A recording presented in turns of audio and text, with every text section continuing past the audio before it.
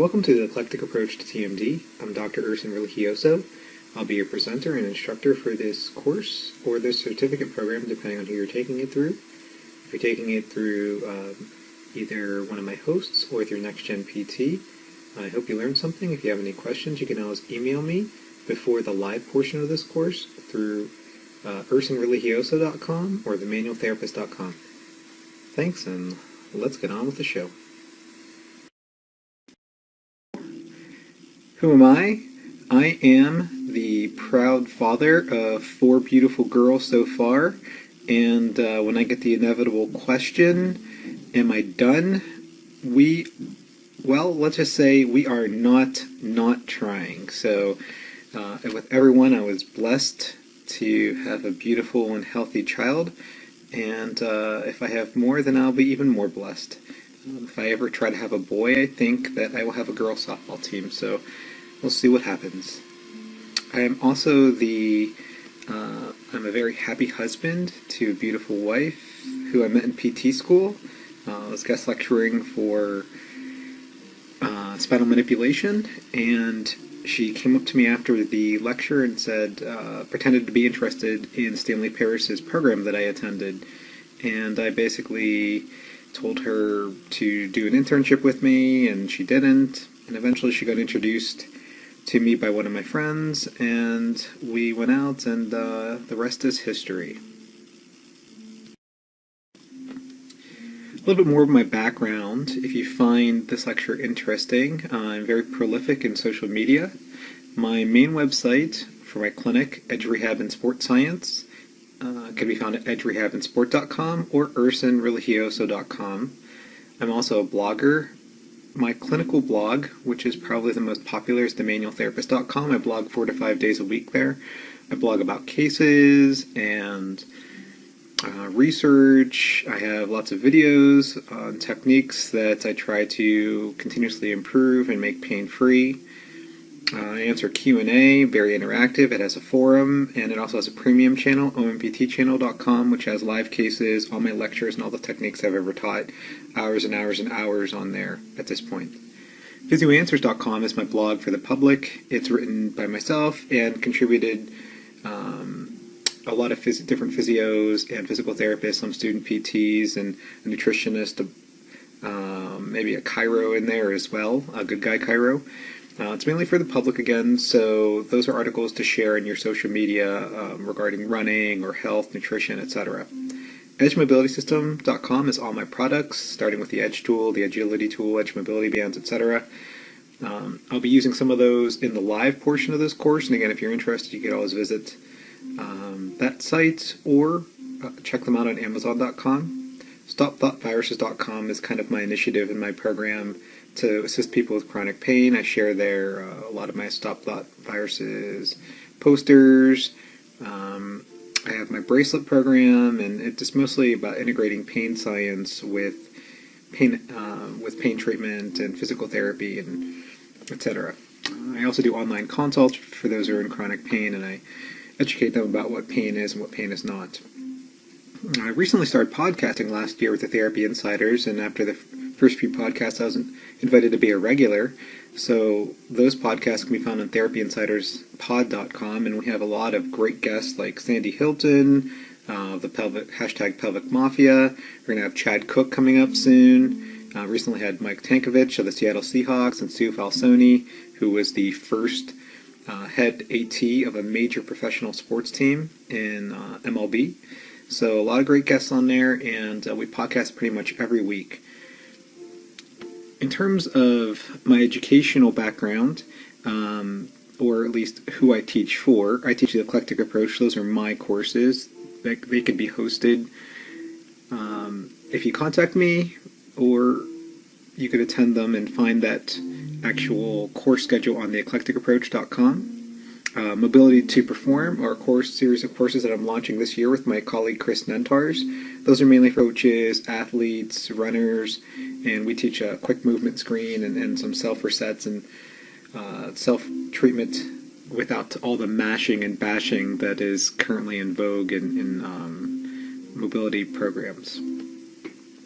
Evidence in Motion I'm a mentor for the fellowship program, and mainly I'm a mobile mentor. I don't have as many hours in a clinic as I used to due to all my other endeavors.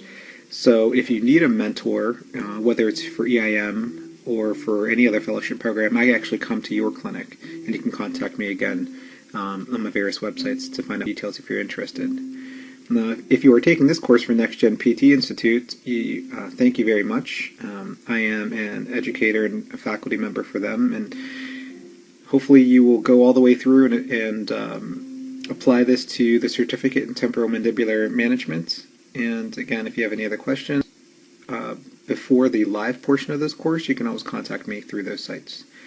Therapia Advance is a company I teach for in South America, and you could also find courses on TMD and neurodynamics for MedBridge education online, and you can take those for CEUs in all the different states.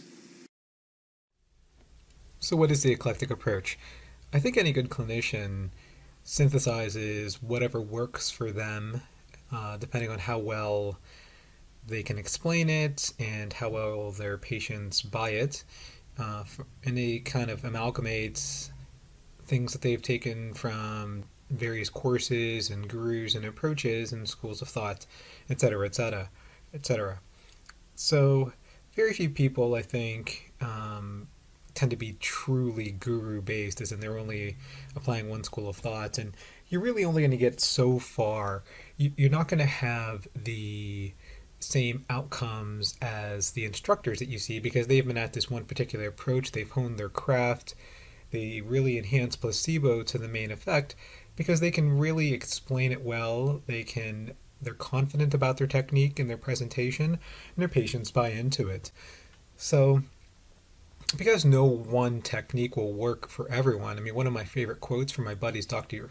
Charlie Weingroff, is, anything can work for anyone, but not everything works for everyone.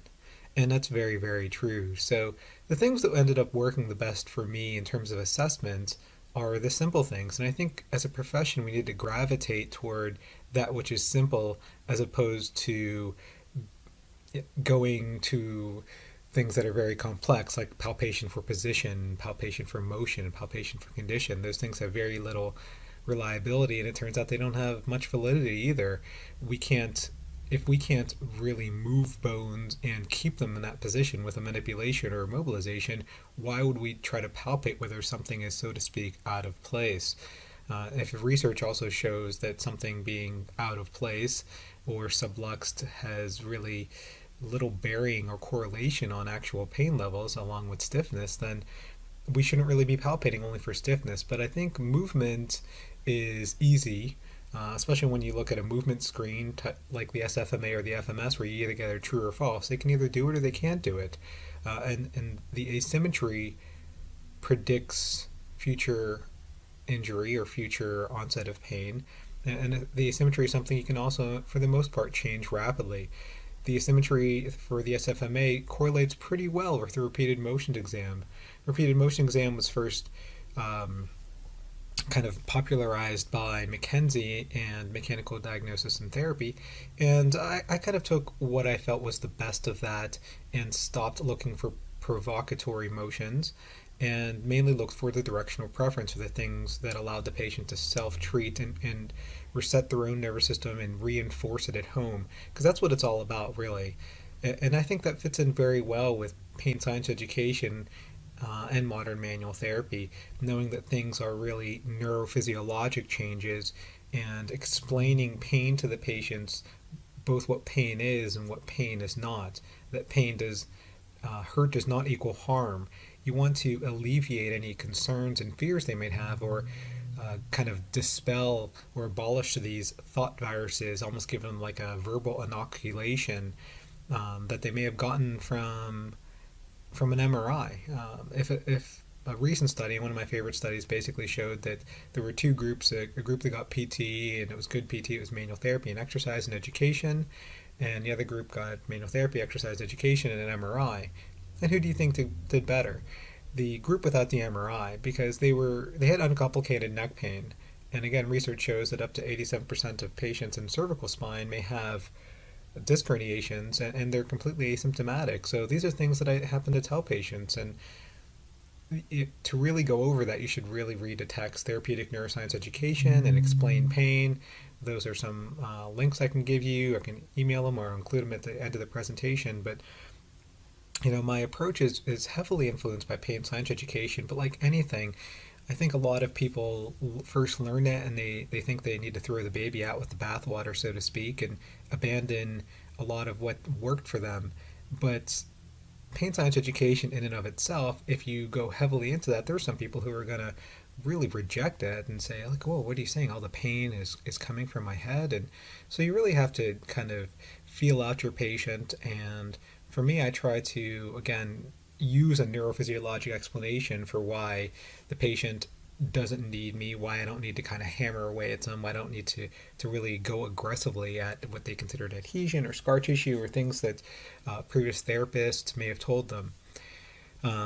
It's also obviously influenced heavily by Mariano Roccabato, and he's one of the only physiotherapists in the world who works in a dental school, and he was the one who kind of pioneered the cranio-mandibular position theory, and he proved it really by x-rays to show that the mandible is affected by head and neck position. So since most people have a lack of variability in their daily activities, and most of them they're slouching and they're sitting for longer and longer periods of time, and the forward head posture pulls the mandible posteriorly and inferiorly, that can potentially irritate the TMJ and sublux discs, and we'll go over that again later in the lab.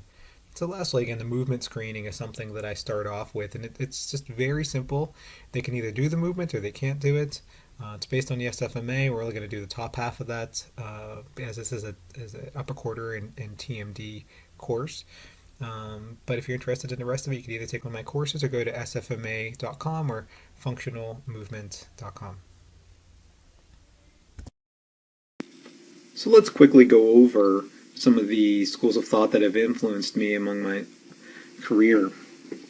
I'm highly influenced by Robin McKenzie, and a lot of the current clinical guidelines that want patient empowerment, patient education, and are patient-centered, McKenzie found that, or he founded his approach on education of the patient and being interactive with the patient primarily decades ago, while other schools of thought are kind of only catching up to that now.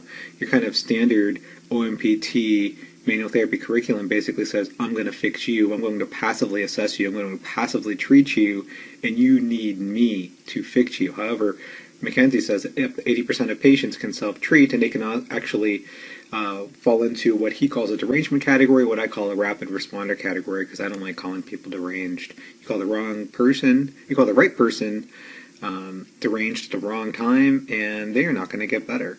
So, again, it's patient-centered, and its whole thing is based on a repeated motion exam that finds a directional preference, and the directional preference and the repeated motion exam are both found to be very reliable and a valid predictor of a patient being able to self-treat rapidly. And if you find a directional preference on the first visit and the patient makes significant changes, typically, and they can keep those changes if you educate them properly between visits, if they can keep those changes between the first and second visit, most of the time they're going to get better very quickly. So some adapted terminology from that. I say the derangement category should be called rapid responders, and most patients fall into this category with up to 80% having major changes within 1 to 2 visits. We're not talking 100%, and many times I do not promise patients 100% improvement, because you might get to 90, you might get to 95. 1, I don't want people to be disappointed, and 2, you just don't know what's going on with patients and their lifestyles and the way their nerve systems kind of react to external threat. So they might not ever get 100%, but most people, especially if they've been having chronic pain for years and years or even months, they'd be happy with a significant improvement.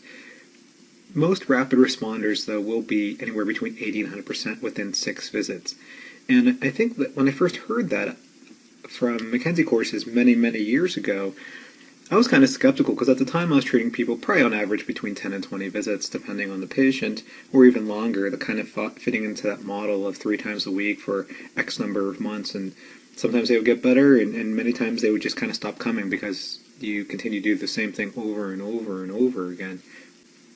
But really, if keeping the improvement between visits is all about what the patient is doing, if you give them a very, very simple home exercise program, maybe 2 to 3 things at most, as opposed to the whole booklet of 20 shoulder exercises they're supposed to do, not only will they be compliant, but when you educate them that they must do this to not only get better, but to stay better, then I think that improves compliance quite a bit. And I know the studies show that less than 50 or 60% of patients actually do their home exercise programs, and that's definitely believable, but I think that's the typical kind of strengthening, core work, let's do some band work, and you just hand this patient your back exercise booklet and your shoulder exercise booklet, and that's the wrong way to go.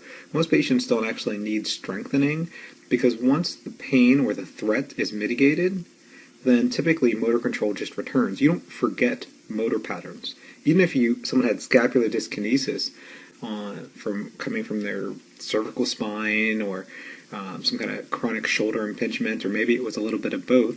And a physio that I taught in BC just last year is a perfect example of this. She had been doing scapular stabilization exercises, the Ys and Ts, and the ones that are proven by EMGs to kind of recruit the scapular stabilizers better than anything else. She'd been doing those for years. She'd been having work on her shoulder done for years, and she still had this chronic arm pain and shoulder pain that radiated down into her hand.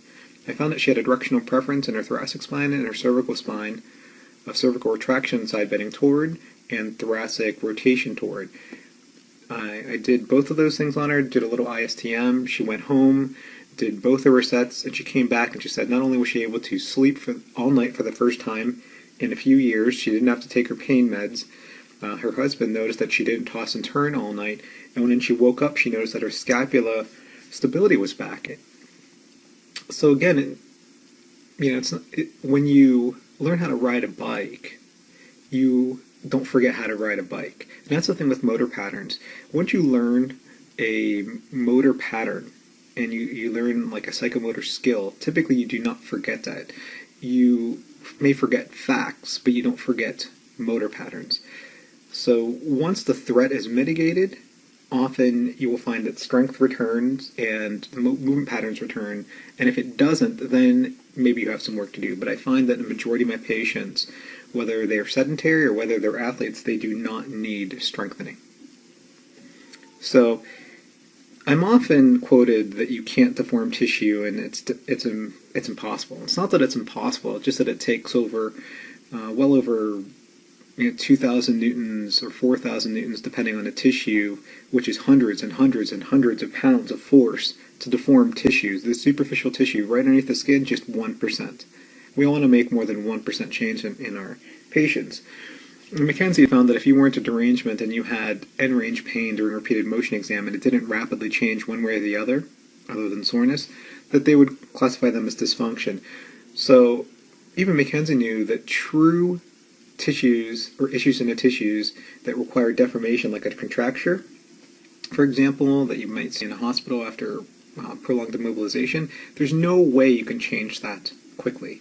And I explained that to clinicians, basically, that real tissue deformation does not happen rapidly. It occurs like hypertrophy, which is progressively, and it may take 6 to 8 weeks of continuous stretching, or longer, depending on how the patient is stretching. And again, the way I change my approach is that I don't use repeated end range loading for dysfunction. There's no point into pushing into the sore end range. If the patient can tolerate it or it's not painful, that's fine.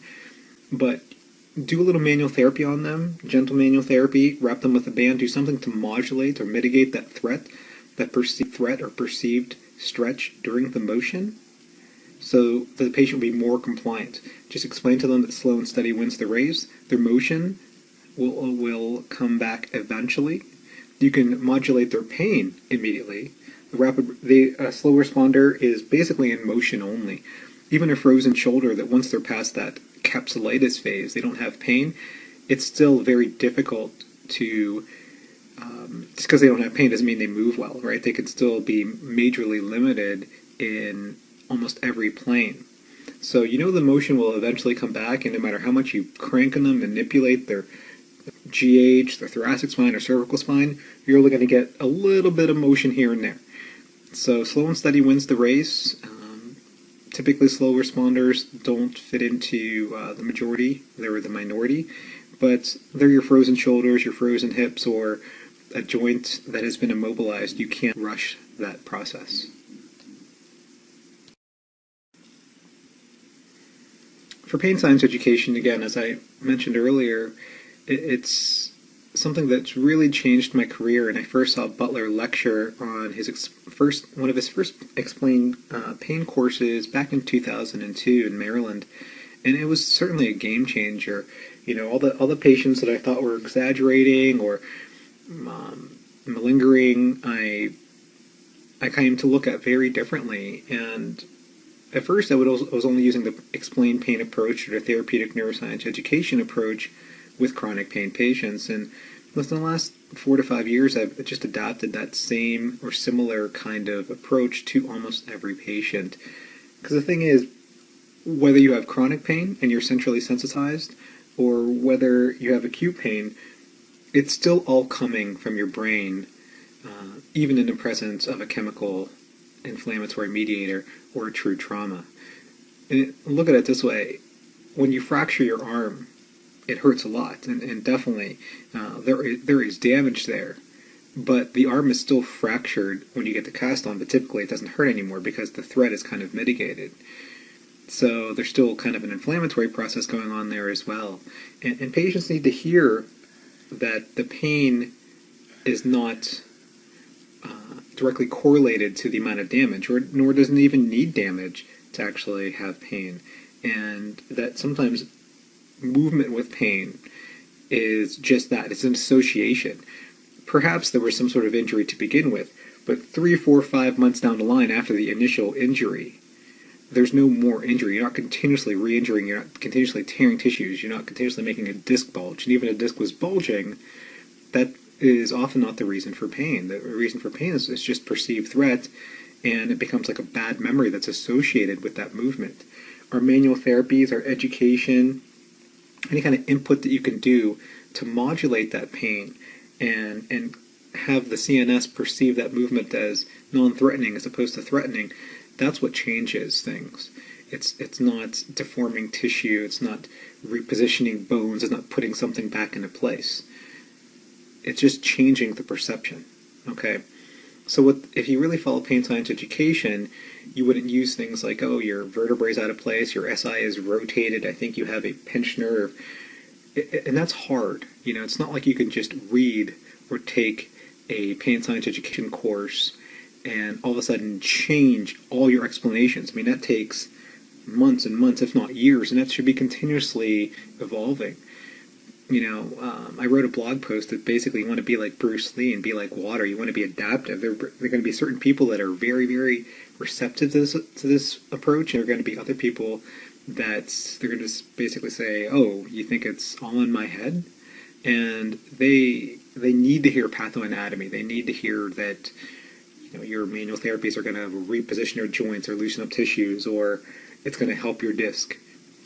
Someone keeps on throwing down the D word, and like, hey, my disc, my MRI, my disc, and I'm trying to tell them about being asymptomatic and, you know, having intermittent pain, and intermittent pain means your disc is still bulging all the time, so obviously something is changing, and your MRI, if you had been MRI'd before you had the onset of pain, you probably would have had a bulging disc then, and that's what is found in some studies. But if they're really, really kind of hell-bent on disc, I basically then say, hey, look, you know what, this evaluation and these treatments and these exercises I'm going to show you, they're good for your disc.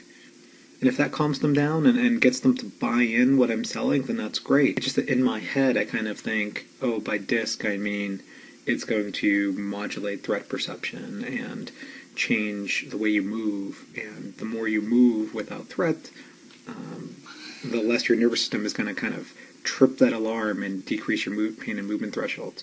They don't have to hear that, even though that was think in my head.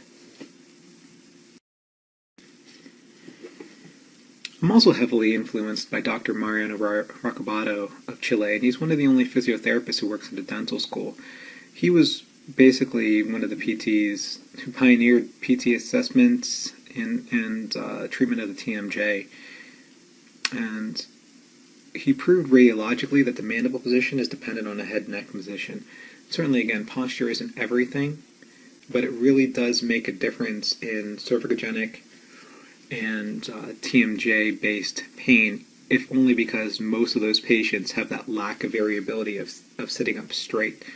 And correcting posture won't help them forever. And in general, if they already had amazing posture, then the directional preference of cervical retraction and mandible protraction, it's probably not a novel strategy, so you may have to try something different. But it's just that most people slouch, most people have a forward head posture, which causes the mandible, once the head goes forward, the mandible goes backward, and that may cause the discs to sublux forward. And again, structurally, a lot of people have that.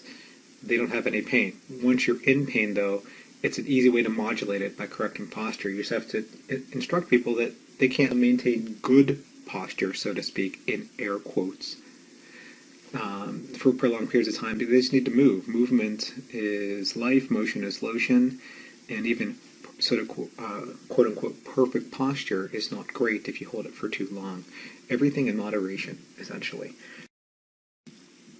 The SFMA was founded by Gray Cook, Mike Voigt, and Greg Rose, among others, and it goes on the whole concept of regional interdependence. And some studies have kind of backed up regional interdependence, as in if you manipulate or mobilize the thoracic spine, it helps frozen shoulders, it helps impingements, it also helps cervical pain and cervicogenic headaches. Some people with, or studies that have shown that ankle sprains often are associated, 80% of them develop back pain afterward. We don't necessarily know why. We just know that the body matters and chains matter. So one of the things I really like about what the SFMA and FMS teach is that the mobility loss is not only tissue and joint related, but is often motor control and stability. And they measure everything actively and passively, but not passively with their hands, just passively in overpressure, not accessory motion. So once a patient, say for example, can't touch their chin to their chest in sitting or standing, then you get them in non-weight bearing and all of a sudden they can touch their chin to their chest. You know that if their motion significantly improves or their pain significantly improves, then it wasn't really issues in the tissues or in the joints, so to speak, but it's a motor control stability issue, meaning that for some reason when they move, there's a threat associated with that. So the CNS kind of locks down that area, but passively or non-weight bearing, you kind of change the pattern, and all of a sudden they have full mobility. That's also very useful to the patient because it tells them, hey, you're not as tight as you think. You have the motion. Either you don't know how to access it, or your nervous system is not letting you access it.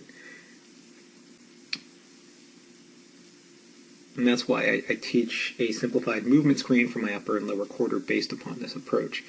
If you're interested, though, I highly recommend taking the SFMA courses. You can learn about those if you Google SFMA, Selective Functional Movement Assessment, or Functional Movement System. So I'm heavily into ISTM, and again, when I started this 5 or 6 years ago, I was kind of scraping away people and going to town because I still thought you can deform tissues, and we know that's not really possible. But I didn't invent it, and Grass and Eastham didn't invent it either. You know, it's originated in China thousands of years ago, or possibly even earlier, and before there was steel, there was wood and there was bone, and people used those to kind of scrape out different patterns on the skin, which they found helped improve pain and movement. So my tools are the Edge tool and Edge mobility bands, and we'll be using those in the lab portions of this course to help kind of reduce threat and improve motion so that patients can get moving on their own and self-treat, because that's what it's all about. It's about the self-treatment between visits. So again, combining it all, that's a lot of, again, disparate approaches, especially combining pain science into the more grounded, repeated motions type and SFMA type assessments, and then using a type of educational framework that makes the patient less reliant on you and tells them it's all about them. You're there to help them, to facilitate their improvement, but you are not the reason for their improvement other than your education. So after history, with a careful history, you can probably already kind of surmise their directional preference, and your repeated motions in SFMA will kind of help you find asymmetries in directional preference. After finding that, that leads you to education, teaching the directional preference, possibly looking for distal dysfunction, like in a thoracic spine, or the glenohumeral joints in the case of this upper quarter course. You get it moving with ISTM, functional inhibition, positional inhibition, which are my names for functional release or positional release or strain counter strain. You might do some joint mob or manip, neurodynamics. All of those things are just different types of inputs in the nervous system. Your choice may be, depending on which ones you find easiest to explain, which ones you can do the best in terms of psychomotor-wise, or which one the patients have had success with in the past. If a patient says, hey, someone used a tool on me and I got better faster, I felt much better, or someone did nerve stretching on me, or I love getting my spine manipulated, you really want to consider that as part of your treatment plan, and that's why it's best to have an eclectic toolbox within a simplified and advanced clinical reasoning framework. Because patient preference typically means that they will respond to those treatments, okay? And you can call that placebo, and that's definitely what placebo is, but placebo does not mean fake. It means that the patient has a positive expectation of a good outcome in terms of whatever you're choosing there, or whatever their preference is. So the home exercise program, again, it's not something that the patient does just as a throwaway, just to strengthen.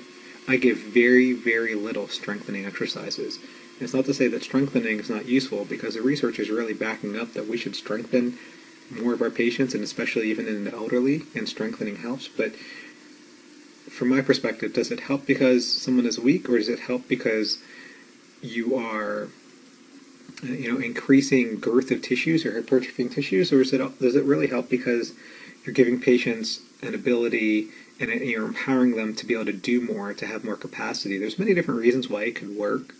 It's just that strengthening is not something that happens immediately, and it's not something the patient can expect to work overnight. But hacking their nervous system with self-resets and various novel, non-threatening manual therapy inputs is how you improve motion and how you decrease pain thresholds rapidly. And if they still need strengthening afterward, if you manually muscle test them after their pain is gone and after their motion is restored and they're still weak, that's when they need strengthening. But you'll find that not a lot of patients actually need that. Again, each visit and every movement is an assessment. Basically, one of my favorite things to do is just find that asterisk sign. For a TMJ patient, it might be opening and closing. It might be looking over to the right. It could be chewing. You find something that they're unable to do. You educate, you intervene, and you immediately retest to get that buy-in. Even something as simple as the patient with headaches, neck pain, and radiating arm pain and facial pain, you sit them up straight, you do a cervical retraction, and you overpressure, push them into that cervical retraction. All of a sudden their headache is reduced, their arm pain is centralized, then you have them slouch again. You show them kind of a cause and effect that empowers them, that shows them something as simple as position can help. Something as simple as position may improve their opening or may decrease their clicking in their jaw. So don't save the reassessment for the next visit. Do it right after intervention, and that really leads to buy-in. And they say, hey, I feel better, I move better. How can I keep this? Well, simple. I'm just going to show you something very, very similar to what I did, or the exact same thing that I did. Because I won't break out the edge. I won't wrap them in an edge mobility band. I won't do a fancy manipulation on them initially. Initially, I'm just going to try postural correction and a repeated motion strategy that is osteokinematic and not arthrokinematic, something that is very simple. Because when they say, again, how can I replicate what you just did? You just do the same exact thing that I did. That's empowering.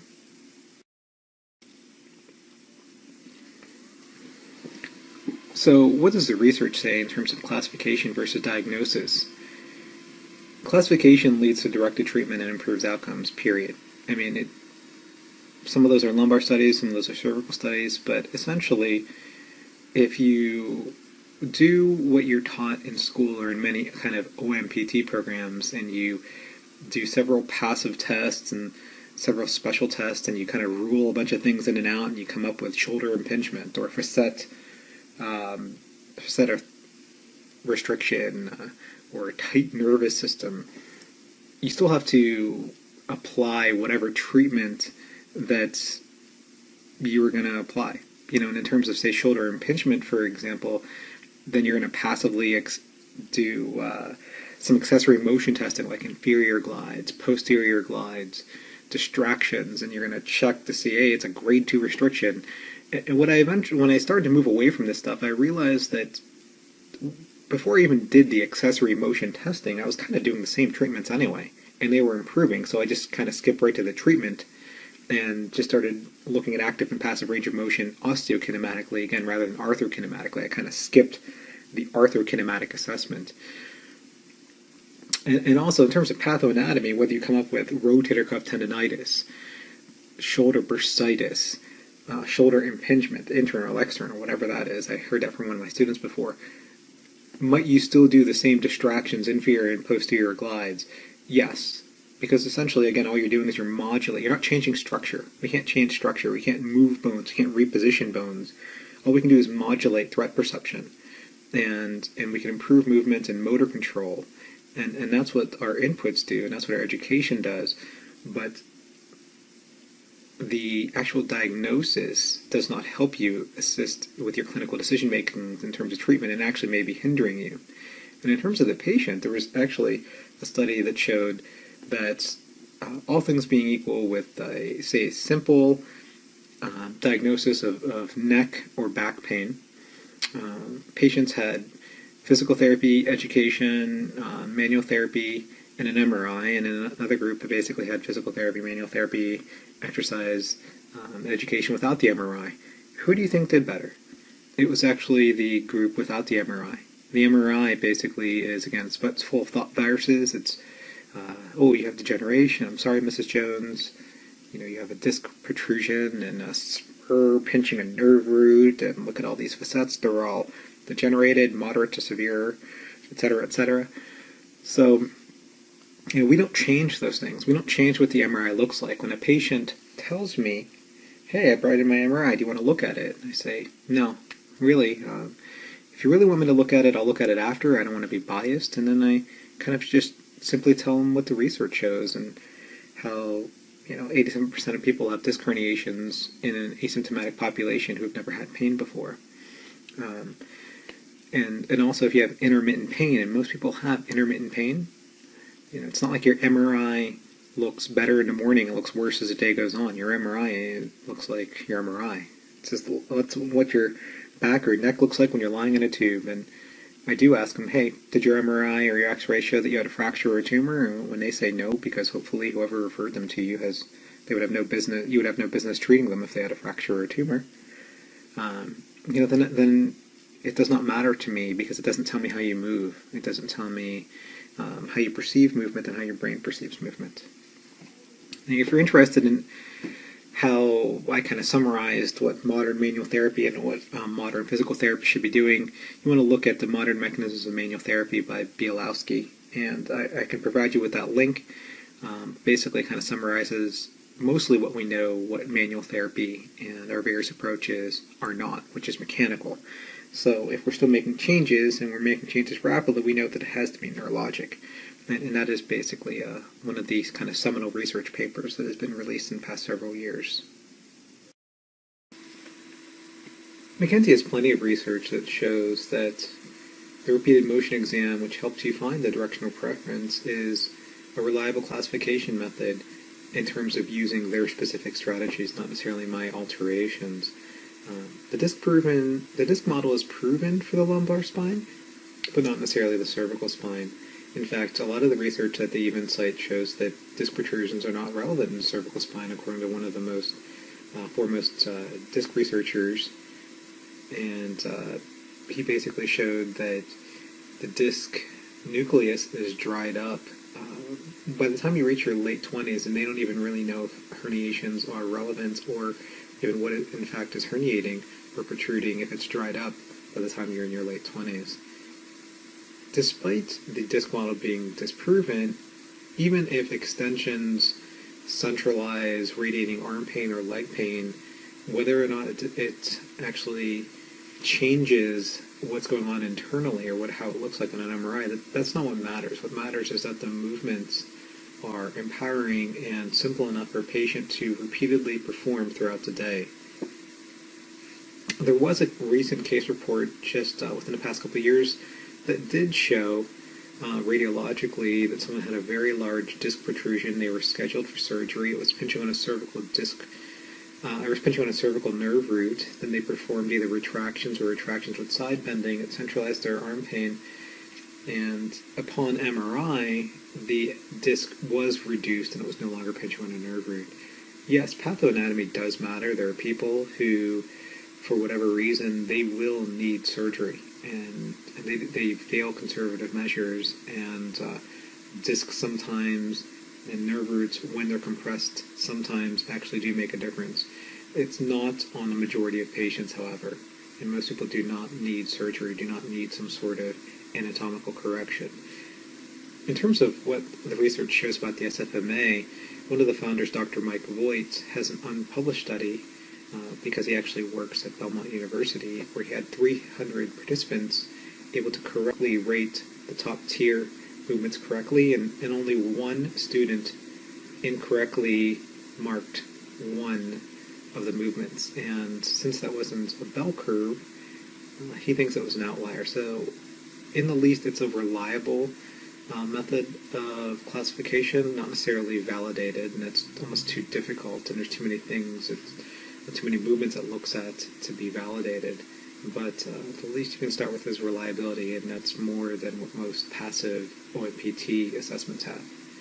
So that's why I like both repeated motion exam and a motion screen based on the SFMA for the eclectic approach. So again, just to reiterate, what are ways that soft tissue work or general manual work influence a patient? We know that studies show that greater than 100 or 200 pounds of force needed for even just the smallest amount of tissue deformation.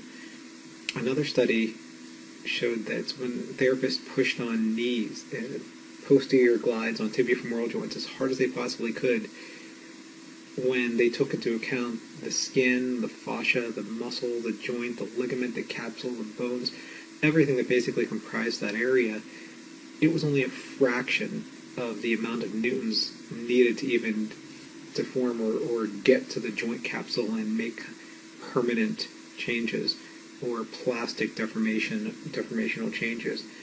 And it's an easy explanation for most manual practitioners, whether you're a physio, a chiro, an osteopath, an athletic trainer, or massage therapist. We all learn that our hands are breaking up scar tissue and stretching joint capsule. And it makes sense, and it's easy to explain.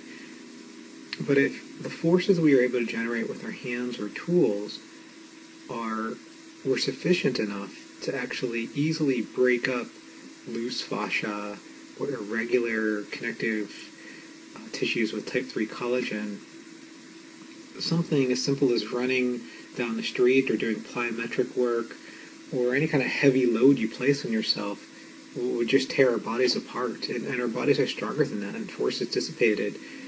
So when you think about it logically, you would have to come to the realization that we are not having mechanical effects. And again, it's not that capsule doesn't change or tissues don't lengthen, but tissues and muscles don't lengthen immediately. It takes a long time, and again, studies kind of reflect that tissues hypertrophy in greater than 4 to 6 weeks of loading. That's the adaptation. And in terms of static stretching, muscles grow new sarcomeres in series or in length only after 4 to 6 weeks of static stretching for 20 minutes or greater. And we make rapid and significant range of motion increases often within visit. So if we know that fascia is not changing and capsule is not changing and muscle is not lengthening, then it has to be some sort of neurophysiologic change. The CNS is increasing movement thresholds or decreasing the stretch perception behind a movement or that threat perception. So you want to look at the entire session with your patient as an interaction and not necessarily this passive treatment. You want it to be interactive. Let me help you meet your goals. I'm doing this, but you need to reinforce it with your homework. So you can perform soft tissue mobilization or manual therapy on a painful or related area, and that helps mitigate that threat. But however, you do need to educate the patient that this, you feel better, you move better, you need to keep it up.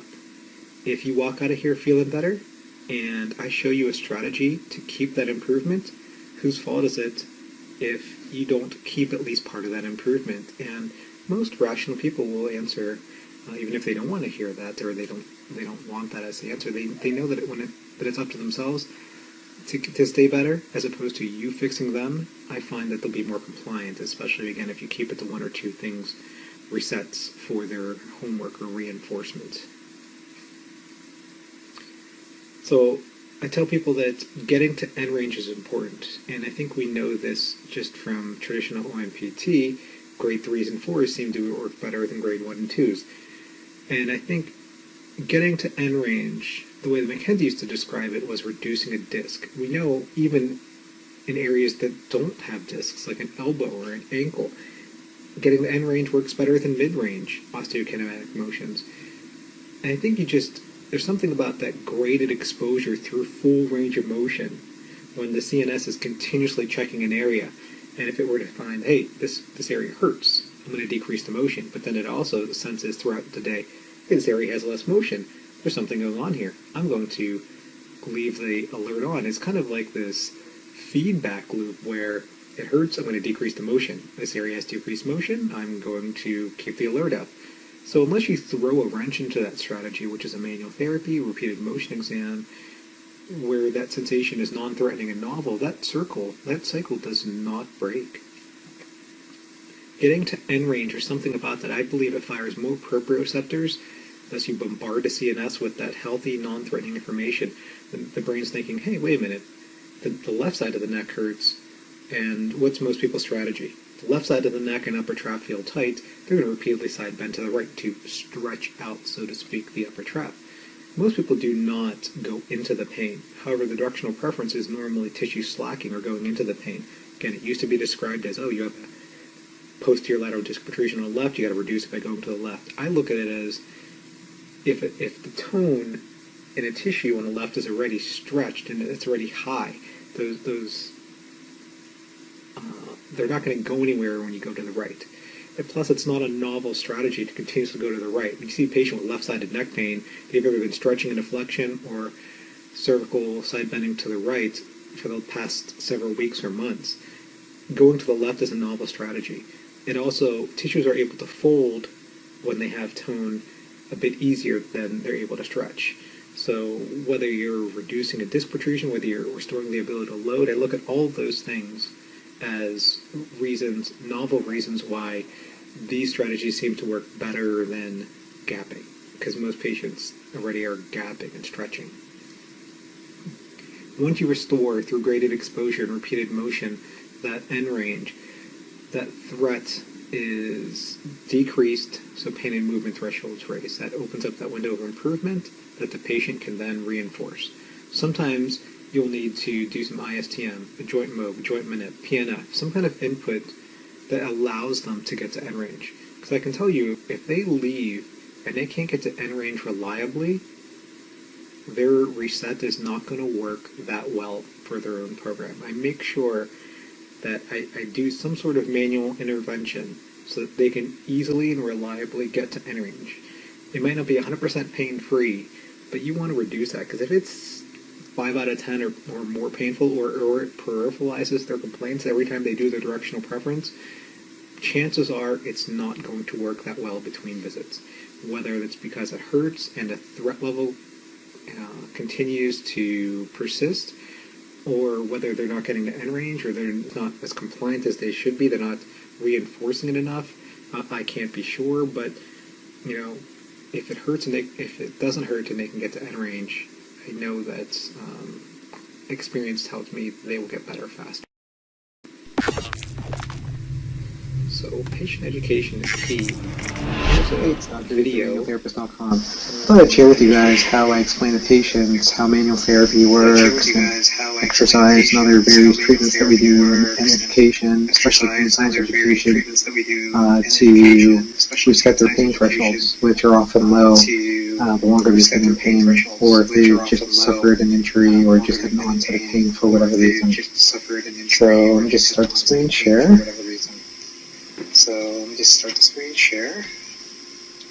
Okay, so just say we start with the normal threshold, which is quite high, and it's green and it's safe. So the normal threshold for people is rather high, and means you can actually do more activities. So you can work out, you can move, your thoughts are safe. So you can do all these things, and as long as the threshold is not met, you won't perceive any pain. So let's just say something happens, or there's an onset of pain, or so we'll just say there's either injury, or for whatever reason, there's an onset of pain. Now what happens with that is an alarm goes off in the nervous system, and the threshold is now much lower than it used to be when you were not in pain. So the lower the threshold, the less activity or positions you can bank. So let's just say, all of a sudden, bending,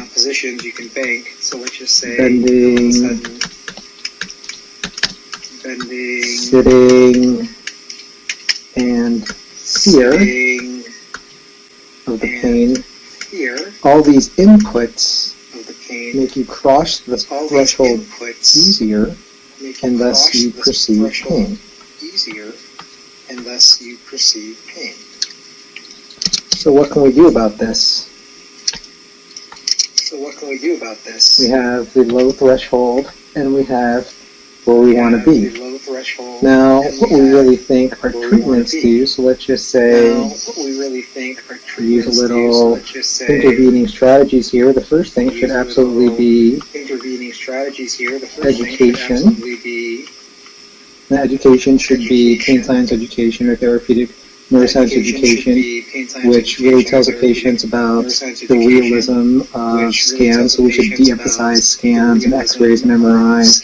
Some things like 50% of knees that have positive tests or positive degeneration don't really result in having pain. There's so many false positives with discs, up to 30 to 80% of disc issues or discs that look positive on an MRI for protruding. They also do not really result in pain. So education can give them some confidence. Oh yeah, every pain has the ability to go away. Make them feel safe. We can handle this. I can give you strategies. I can treat you, help reset the threshold, and I'll give you strategies to keep it high. So education is first, then you intervene with a little hands-on if you need to, so some manual therapy, maybe tissue work, neurodynamics, manipulation, mobilization, whatever you feel is necessary. Then we have the motor control strategies, MDT, stabilization, whatever have you. So all of these things serve to raise the threshold, and they reset the alarm. So once the alarm is kind of reset with a bunch of novel inputs, then that threshold then stays high, so then you can bank more movements. So now you can bend more, you can start to exercise again. There's less fear. So the important part is that whatever reset we do, it's transient, and the patient has to know that too. So I explained to them that if you don't keep up with your exercise, then it just drops, and an hour or so later it drops, and an hour or so later it drops. You might walk out of the office and be up here, so you can actually do more activities. But the longer and longer you wait without doing your homework, the threshold continues to drop and drop and drop until it's rather low again. Again, even the lightest bend or sitting starts to bother you again. So it's very, very important, because what we do, whether it's education, motor control strategies, MDT, manipulation, soft tissue work, all that stuff has transient effects. So a big part of the education is to keep the reset going, so you keep this, I call it, the window of opportunity.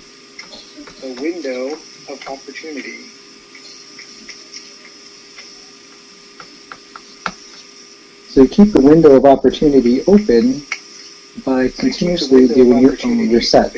So if you do your reset hourly, it's why I'm very big on doing hourly resets. You keep the threshold high. If you keep the threshold high, eventually the alarm no longer sounds. You do that for maybe 40 to 72 hours. Most acute patients, subacute patients, and even some chronic patients, as long as they're not centrally sensitized, that's enough to keep this high, and then the patient can resume their normal activities.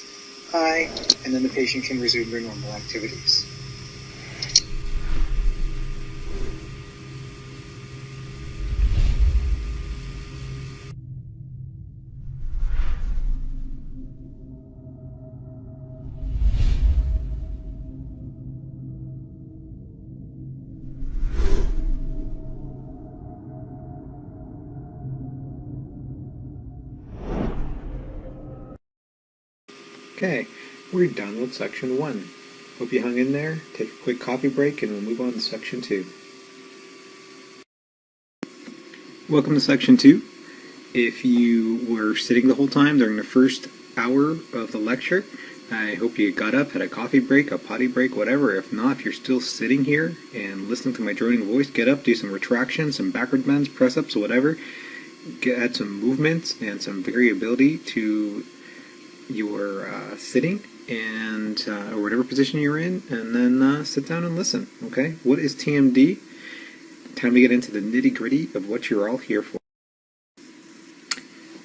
TMD, or temporomandibular joint dysfunction, is often called TMJ by patients, and I don't know why. It's just one of those things that's kind of ingrained into current culture. People say I have TMJ, just like they say I have carpal tunnel, but no one ever says I have lumbar, or they don't say I have patellofemoral, and you can just say that that's great, you know what? In fact, you have 2 TMJs, and we're going to make sure that they move well and they feel well. So, it's a PT joke that basically only PTs find funny, or maybe only me. So, what are some common signs and symptoms? You can have headaches. Typically they're felt around the frontal or temporal area. Frontal is typically referred from the cervical spine, subcranial or upper cervical area, and temporal could be from cervical, and also could be from tone and tension in the mandible elevators, which in this case would be the temporalis. You could have facial pain, typically around, again, the masseter, or the cheeks, pain with eating, or with mandible depression, or even smiling and speaking, and that is very debilitating, and it's probably why it could be associated with depression. And of course this could be accompanied by cervical pain or any other related upper quarter dysfunction, like a shoulder impingement-like complaint, radiculopathy, scapular pain, pain with thoracic rotation, and it is often accompanied by that, and you'll see that in the lab portion of the clinical practice pattern. So the headaches are often frontal, and again, like I said, that was typically referred from the cervical spine. The temporal areas of the cranium could be overlap between the cervical spine and the mandible elevators.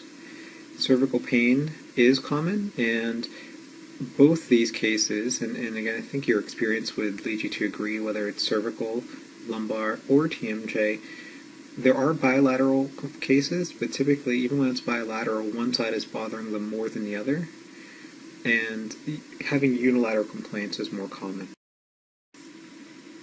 So the facial pain is often felt continuous with temporal pain, and an area of the masseter and the temporalis. They're both mandible elevators. Pain with eating or mandible depression, again, could be a reason why this is so debilitating. Eating is often a very pleasurable thing. It's something we love, we look forward to. I mean, even me, when I go to bed at night, I just think, wow, I can't wait to have breakfast in the morning. You know, breakfast is actually one of my favorite things to cook. In terms of signs, they may have a deviation with subluxation or an S-curve, and a deviation without subluxation, which is a C-curve, and that will make more sense when you see it in a video. And some motion GIFs that I have later in the presentation. The TMJ is right in front of the ear, and most patients don't even need to understand the concept of referred pain to see why they could have tinnitus, earache, or even ear fullness. And this is why I market to ENTs, primaries, and dentists. Of course you market to your primary, but do you also tell your primary that headache patients or patients with ear symptoms that and their ears are clear to an otoscope, that those are potentially candidates for referral to you as a physical therapist? Dentists, I market to them because they often, maybe their patients are complaining that they have asymptomatic clicks, and dentist basically kind of dismisses that. It should not be dismissed. An asymptomatic click, again, ideally, you don't want the joint to be clicking, and every joint should be friction-free and sound-free. It's not a predictor of pain, but it could be something that eventually would be perceived by the central nervous system as a threat. One joint clicks and the other joint does not. It could peripherally sensitize those tissues. So, in general, it's not difficult to treat a younger patient with an asymptomatic click before they're even a teenager. Because they're younger, they heal better, their nervous systems are more adaptable. You're looking at 2 to 3 visits, or even 1 to 2 visits in general, to kind of get that under control and show the parents how to self-treat. So here's a short video on how I market to other practitioners. With manualtherapist.com. So I often get asked, how do I market to dentists, or how did I build 50% of the team practice? And I think one of the things is you got to speak their language, and you do learn that a lot from Dr. Rockabana's courses. But the simplest thing, and I teach this very simple screen to neurologists, to dentists, and to ENTs, which I think a lot of physical therapists or chiros don't think to market to, because they do see a lot of people with ear pain. And sometimes sinus issues, what they perceive to be sinus issues, but it's really cervicogenic or the TMJ. So it's almost like a CPR, only it's not really been validated. But I think that if they can replicate a very quick screen, then if they have any of these things in any combination, like 2 or 3 of these things, I basically say refer out to me. So the first one would just be some suboccipital tenderness, and the patient has unilateral headache, especially if it's more tender on the one side. Just if you do a quick palpation, is that tender? Yes or no? Do they have any kind of mobility issues? I teach them that they should easily be able to look over their shoulder. Chin should go to the chest, and the forehead should be parallel to the ceiling. So if that's either limited or it hurts, that's also true. So that's either limited or it hurts. That's also make sure that they should be able to touch chin to chest without opening. He would have to open. So make sure that they should be able to touch chin to chest without opening. He would have to open. Just quick cervical screen. Go ahead and rotate all the way to the left. Rotate all the way to the right. So any gross limitations with that. And if they just open and close, and if there's either pain and or a click, and the click can be non-painful, and a lot of dentists don't necessarily realize that it's not no pain, no patient. It shouldn't click. Every joint should be friction-free and sound-free. So even if there's a painful or non-painful click, that's also something else they should refer out. So just go ahead and open and close. So you're looking for either a painful or non-painful click, or even a deviation which would be moving away from midline and coming back to midline with opening, and then deviating away again. So that would be more what they call an S-curve, even though I think it looks more like a C. Or a deflection, which the further away you open, or the further you open, the more it deflects away from midline, and then it doesn't return to midline until you close. So deviation would be returns to midline during depression and goes away during elevation, and then returns again to midline. So basically, if they are missing cervical motion, if they have pain of palpation and there's subcranial space, or even a TMJ, and painful or non-painful click or deviation of motion. And again, something you can usually teach is like a 1-minute screen to ENTs, dentists, and neurologists, and I get a lot of patients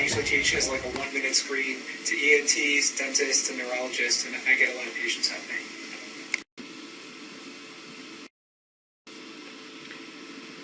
So, who has, or who is at risk, or who likely develops, I would say, TMD? Demographics-wise, it's females primarily from their late 20s to the mid-50s. In terms of their history, they may have had facial head or neck trauma, could be an MVA, could be softball hitting their face, I've seen, getting punched. Male hockey players tend to develop it, or maybe football players because they actually have been struck. The asymptomatic click, typically many of them will say, oh yeah, I've had a click as long as I can remember, but the dentist always told me it wasn't a problem. And again, yeah, it's not a problem. No one has a crystal ball to be able to say with certainty that it could develop into a problem. However, again, the joint should be friction-free and sound-free. And once you actually develop pain, and the central nervous system or peripheral nervous system or both are sensitized, any input that is irregular or perceived as threatening can increase or continuously feed into that loop that keeps that pain and movement threshold low and the threat level high. So anything you can do to potentially improve the mechanics and make the patient feel less anxious about opening and closing, it's really hard to ignore a click that is right in front of your ear. And it's easy to dissociate yourself from a click that might be in your knee, your hip, or your ankle.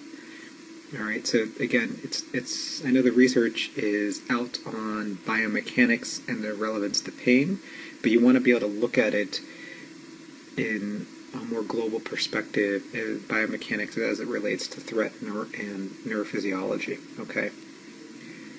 Because orthodontics are a large and prolonged stress on the mandible, maxilla, the cranium, and typically the cervical spine if they have headgear, that is also something that's, if a patient had that when they were younger, that they may develop TMD, okay?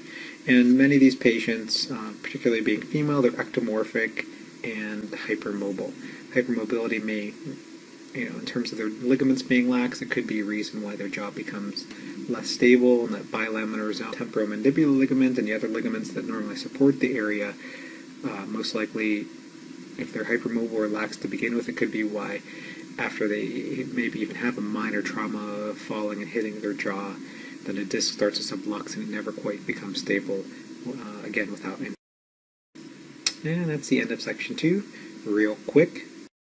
Moving on to section 3, quick anatomy. Welcome to my 2. This is a quick video of dysfunctional movement.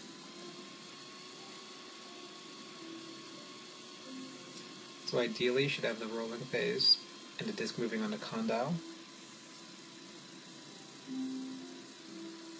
And dysfunctional movement or clicking, you can see the disc starts off anteriorly, then it reduces, and then when it closes, it will sublux again.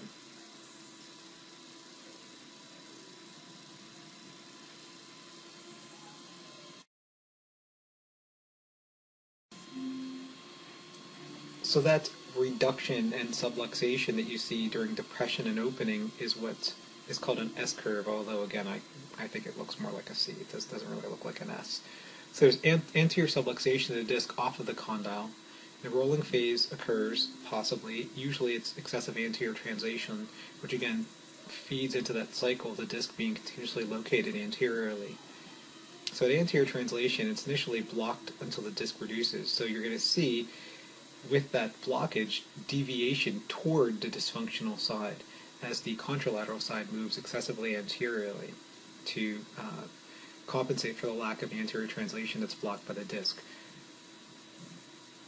Once it actually reduces, you're gonna feel, palpate, or the patient will hear a click, or you may auscultate a click, and then the mandible will move back to midline.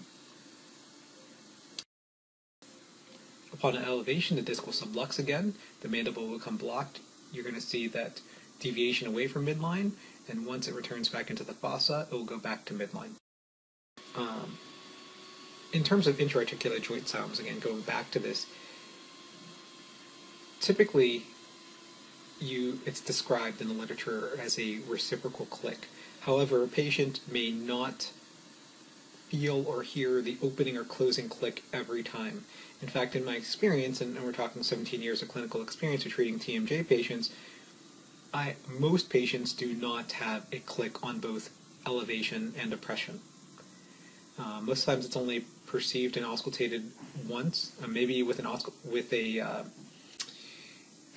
stethoscope, you might be able to hear them both, but a patient may not be able to hear or perceive them both. However, if it clicks repeatedly, then you know it is a reciprocal click. It's just that the reduction or the subluxation may not be strong enough to actually generate a noise. The C curve is more what I would call capsular, or a motion pattern of restriction. It's not truly capsular, because if you can improve it rapidly, then we know it's not true shortening or issues in the tissues. So normally there's no intra-articular click, but there may be a clunk. That clunk is actually the excessive anterior translation and the mandible condyle hitting the articular eminence, or the speed bump. So the mandible will deviate toward the restricted or tighter side until end range depression. It does not return to midline until end range elevation. So again, it's not really a C, because that would indicate that it's more of a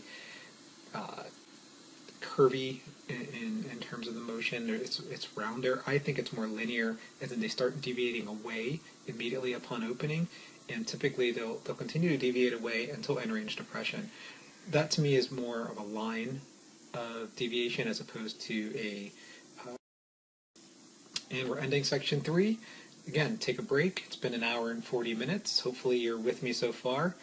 You find it interesting. Again, you have any questions, email me through themanualtherapist.com or NextGenPT if you're watching it through there. All right, let's talk about the craniovertebral relationship. And you thought the anatomy was done. And actually, I thought the anatomy was done, but it's not. We need to talk about this because this is the significant portion of Rockabato's contributions to physical therapy. Essentially, you're going to learn how the mandible affects, or the mandible position is affected by. So here's a quick vid that I ripped from MedBridge's presentation. In fact, my presentation on MedBridge. Credits go to MedBridge animators. But you can see as you extend the upper cervical spine and flex the lower cervical spines, or protract the head and neck, that decreases the upper cervical space posteriorly and increases the space between the inferior mandible and the anterior cervical spine. So as the tension kind of increases on the digastrics and the fascia and the skin underneath the jaw, then the mandible is pulled inferiorly and posteriorly, and that is the cervical or craniovertebral relationship. The head-neck position affects the mandible position. So you can see that the arrow is pretty much animated, but the jaw doesn't slide back. The more you have your head forward, the more of an inferior and posterior force is going to be placed on the mandible. So why is this relevant to physical therapy? The C-spine and the TMJ are intimately connected. And the muscles that attach the mandible to the cranium and the hyoid bone and the clavicle. The C-spine is interposed between the proximal and distal attachments of some of the muscles controlling the TMJ. Tension in these muscles, due to the forward head position, changes the the position of the mandible and the posture of the head can affect resting position of the mandible. Again, we can talk about it and argue about it all day, especially the pain science folks. They love to slouch. I can only imagine they love to slouch because they hate correcting posture. Are they right? Does posture cause pain? There are multiple studies that definitely link or do not show a link between posture and pain. And I get it. Because if everyone who slouched had pain, everyone would have pain. Very, very few people sit upright. I'd like to think my patients sit upright because I'm McKenzie trained, and I am trained by Rockabato to correct these things. But again, if you look at things in terms of variability, posture matters when you have the lack of variability that causes a protraction of the head and a retraction of the mandible that causes tension, maybe clicking, cause facial tension, cervical tension. Those things they add up to the summation that the nervous system finds threatening. The central nervous system may find tension in a trap, tension in a masseter, clicking in a jaw. It may find all those things threatening, and it sets off an alarm. Thus, pain and movement thresholds are lower, and pain thresholds are met easier. So, to me, posture matters not in every case, but it matters when it makes a difference in the way the patient feels and moves. If you can take tension off of the masseters and the upper trap and the cervical spine, make the jaw and the head move better, and also make it a simple enough solution that the patient understands that if they change these things, it's within their own power to feel better and move better, and they don't need an outside passive treatment, then that's empowering, and that's when posture matters to me, when you can empower the patient with a simple solution. So many of the symptoms of TMD are similar to the symptoms of cervical dysfunction. So really, most TMD patients will have subcranial or cervical dysfunction, as in they will be restricted in upper cervical flexion and possibly mid and lower cervical extension due to, again, the lack of variability from most of the time being in a cervical protraction position. However, not every cervical patient will be a TMD patient. It doesn't matter whether they have TMD patients don't have cervical pain, they will most likely have the lack of motion in the cervical spine that needs to be restored. However, most cervical patients won't have difficulty eating, smiling, chewing. They won't have a click or a lock in their jaw. Many patients, maybe they have a click in their jaw and they don't have any facial pain or headaches, yet they came to you for cervical pain or radiculopathy. If they had a click in the jaw and it was minor, I probably wouldn't address it if they've never had any difficulties eating. And I know that seems contrary to what I talked about in the past, but really I want to make everyone's home exercise program as simple as possible. Okay, if they've ever had difficulty eating, maybe an open lock, I would probably address, or even a closed lock, I would probably address the TMD despite it being asymptomatic if it was affecting their function or had in the past. So real quick review of cervical spinal motion, and subcranial is occiput on atlas and atlas on axis. So nodding and side bending takes place at both these joints, and rotation typically almost exclusively at the atlas on axis or the AA joint or C1, C2. The atlas functions like a meniscus between the occiput and axis, both of which have convex superiorly on the axis and inferiorly on occipital condyle. So again, it almost is like a disc, almost like the intervertebral disc, which is kind of neat because if your head and neck are out of position, then your intervertebral disc or your interarticular disc and your TMJ may also be out of position. So again, that's why it's a kind of neat, intimate relationship, because the position of one affects the position of the other. So the three vertebrae, occiput, atlas, and axis, all function as one joint, and it kind of behaves like a meniscus at the knee. So it moves in the same direction as the motion is taking place. For example, if I were to nod or do upper cervical flexion, that is anterior rotation of the condyles, which results in anterior rotation and posterior glide, so that relative posterior glide of the condyles results in anterior gliding relatively of the atlas. And that makes an easy way to remember. The easy way to remember it is the atlas moves in whatever direction the occiput is moving, or the head is moving osteokinematically. So if I flex, the atlas moves forward. If I side bend to the right, it moves to the right. And that's relevant in terms of the mobilization. When we get to the lab portion, when we try to restore upper cervical side bending, or upper cervical rotation, or just osteokinetic side bending and rotation, you may want to do upper cervical techniques, and you just push the occiput, or you push the atlas in whatever direction you need it to. So I like subcranial as a term because dentists, I think, would understand it, and they'd be less, maybe they'd be more familiar with it than they would be cervical spine. You start talking cervical spine and facets, that's kind of out of their league unless they're a TMJ specialist. So if you say subcranial, they're more comfortable talking about the cranium. Okay, that's why I mostly refer to upper cervical region as the subcranial region. The mid-cervical spine, or the mid to lower cervical spine, is C2 through 7. And you have forward bending and backward bending there, and also side bending and rotation. So for forward bending, the facets go up and forward, and for backward bending, they go down and back.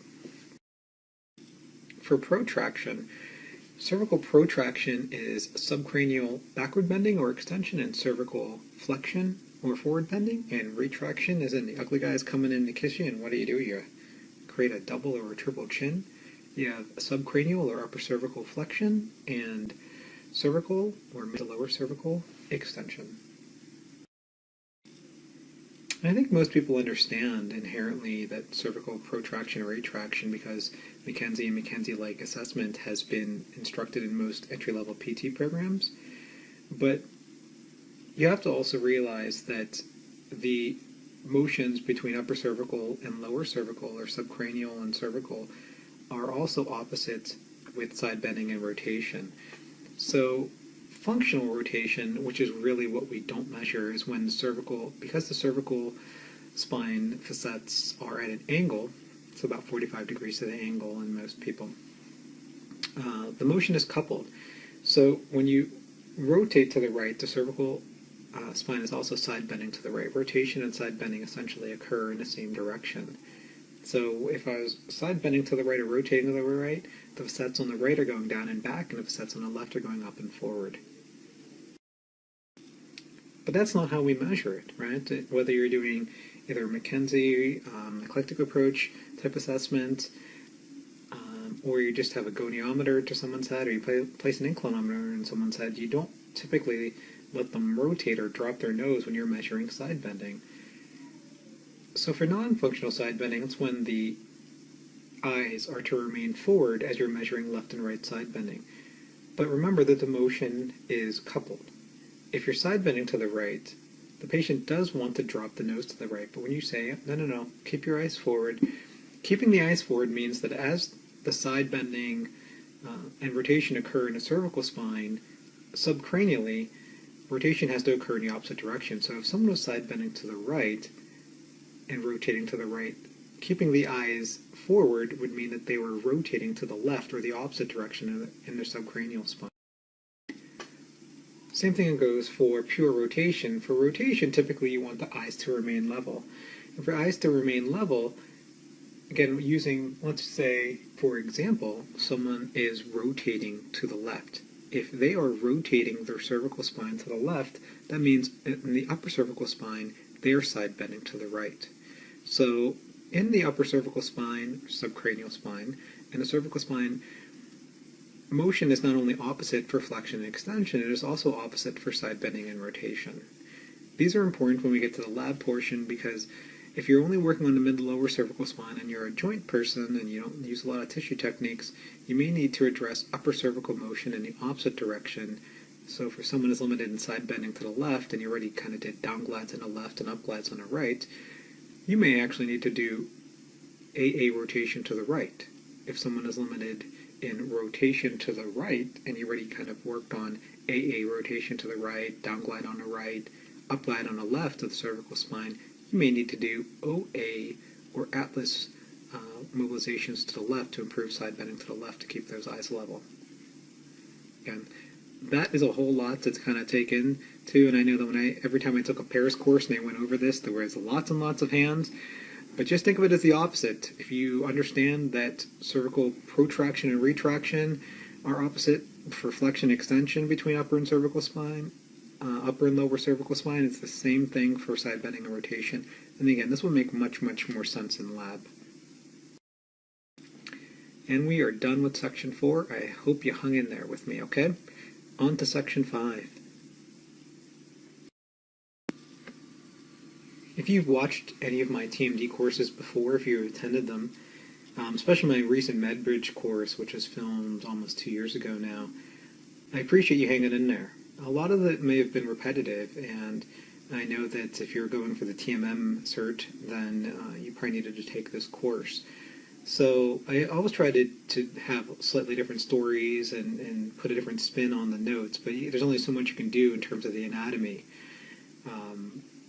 So in general, you may have noticed that the slides become less and less, and explanation becomes more and more.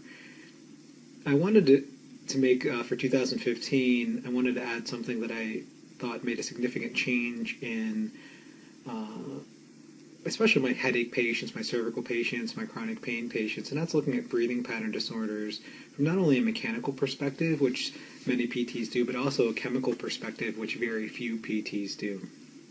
I got to give credit to a McKenzie fellow that I mentored, Denise. Her last name escapes me right now, but she introduced me to a machine called the Capno Trainer, and I eventually became certified in its approach. And the founder of Better Physiology, Dr. Peter Litchfield, who's a psychologist, has lectured and researched extensively on how breathing pattern disorders, particularly when someone is overbreathing, can account for many, many unexplained complaints that patients may have, whether it's pain, paresthesia, headaches, dizziness, anxiety, any of those things that cannot be attributed to mechanical or even disease processes. Potentially it could be chemical. Right, and that's not something that we tend to think about as PTs. When we think chemistry, we think inflammation, and when there's no inflammation, or in pain science tells us that inflammation is not relevant in pain levels, we don't think of other things potentially that could be throwing off the natural kind of homeostasis the body is supposed to be in.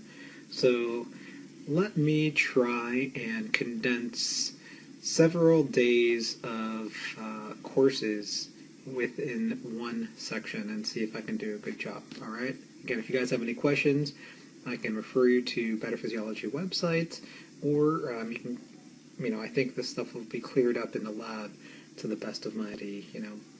Again, taking a bunch of courses, pressing them into just one section. So how I want you to think about breathing and respiration are as two different things. So respiration is what happens internally, and that's the typical diffusion, that chemical diffusion where you're exchanging oxygen and carbon dioxide. We don't really change that. We really want to change what's happening externally, or the mechanics of breathing. And the way that we change that, again, as physical therapists, they've even identified in the Better Physiology Graduate School of Breathing Sciences that PTs are probably among the most qualified, or chiros, or maybe if you're a manual practitioner, they're among the most qualified practitioners or clinicians to make these changes. A lot of people who use the Capno Trainer to help a patient learn better breathing, they're psychologists, or they're counselors, or maybe they're trainers. But if you don't have access to your hands or different ways to change the mechanics, other than education, you don't have access to all the tools that a PT could have. And again, we're not the end-all, be-all, but this is just a very, very powerful assessment and teaching tool in our toolbox, okay? So breathing is a learned habit. So as it's a learned habit, it can be reinforced by context, it can be reinforced by activities, just reinforced essentially by repetition, and that also means it's hard to break. Older research used to say that it took 21 days to learn a new habit, or even to break a habit, and recent research has shown that it may even take many more months than that. And I think it's probably dependent on, that's multifactorial, that 21 days thing. That was great, and it kind of gave a lot of people hope, but we all know it is difficult to break a habit, and I think it's just difficult to reinforce the things that tend to make that behavior extinct, that reinforces it, okay? So the way that you learn, the way that a patient should learn is through cognitive learning, meaning unless they have motivation or a true understanding of why their breathing can affect their complaints, plus they need a self-assessment and self-treatment, the behavior is not going to change. You just can't say, hey, this breathing is the reason why you have increased tension in your neck and increased tension in your face. Unless you change it, you're not going to feel better. Yeah, they already kind of know that, because every piece of advice you're giving them is to help them feel and move better. However, depending on how much the patient understands, I try to provide as much explanation as they're willing to hear and willing to understand or able to understand. And we'll talk about what you need to tell them. But basically, it's very, very similar to teaching someone posture. When you set them up straight and overpressure them into a retracted position, their mandible may not click as much, maybe their facial tension goes away, their headache is abolished, and their radiating arm pain is now centralized. It's the same, and when they slouch, some or all those things come back. Maybe it's immediately, and maybe it's only a certain amount of time. But that's showing cause and effect, so they realize, hey, if I don't do something about this, then this might not change. It's not up to the practitioner, it's up to me. Breathing is the same thing. Through the use of a capno trainer, or just a little bit more trial and error without a capno trainer, the patient can see that certain breathing rates and what they breathe are going to possibly increase tension in their face, increase pain during certain ranges, or and in changing that breathing rate to a more stable rate and to a definitely different and usually more difficult way to breathe, could potentially decrease that facial tension, cervical tension, or even the dizziness or lightheadedness, or whatever that unexplained complaint is that's not being addressed mechanically or chemically via means of drugs. So the emphasis here really is on what the patient needs to do rather than what the clinician does for them. And that's why I really liked Better Physiology's approach, because it fit very well with the Eclectic approach's mission of making the patient responsible for their own health and well-being. So self-defeating learned behavior, breathing behaviors compromise physiology, psychology, health, and performance. So learned dysfunctional breathing has a major impact on multiple physiological systems, resulting in symptoms and deficits that are usually attributed to other causes by the client and their health care practitioners, rather than to learned behaviors and responses that may account for them. The reason why it could be multiple complaints and multiple unexplained complaints is because when the pH is off, I talk about overbreathing a lot in my blog, and I may have alluded to it earlier in the presentation. When your pH is off, pH is controlled by bicarbonate over, so bicarbonate is an enumerator and the denominator is carbon dioxide. The kidneys manage levels of bicarbonate. That can't be changed for several days. However, the levels of carbon dioxide can be changed within seconds or minutes. So just by changing the breathing and raising the carbon dioxide, typically because most people are over-breathing, you think of anyone in pain, they try to take deep breaths. The common sense is like, oh, you got to calm down, take a deep breath. Researchers say, hey, you got to breathe slowly, 6 breaths a minute is ideal.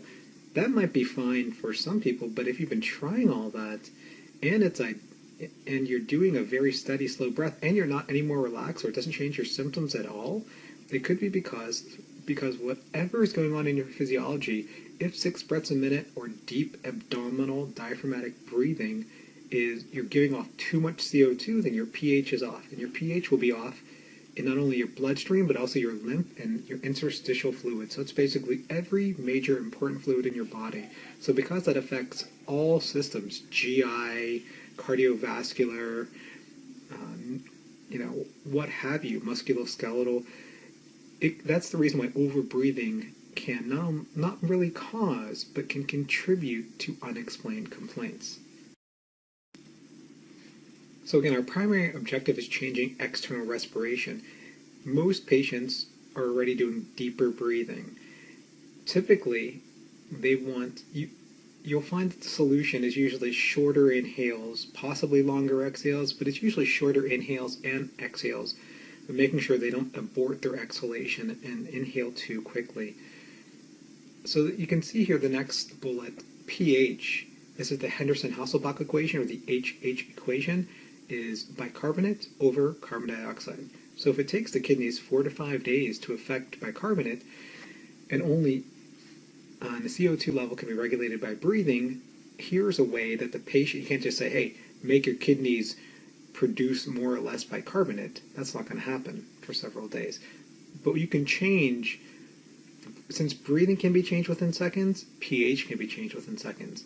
So this can be objectively measured with a capnograph. A capnograph is a machine that produces a sine wave either on paper or on a monitor that shows the normal resting tidal levels, and you can play around with deeper breaths and shorter breaths and faster breaths.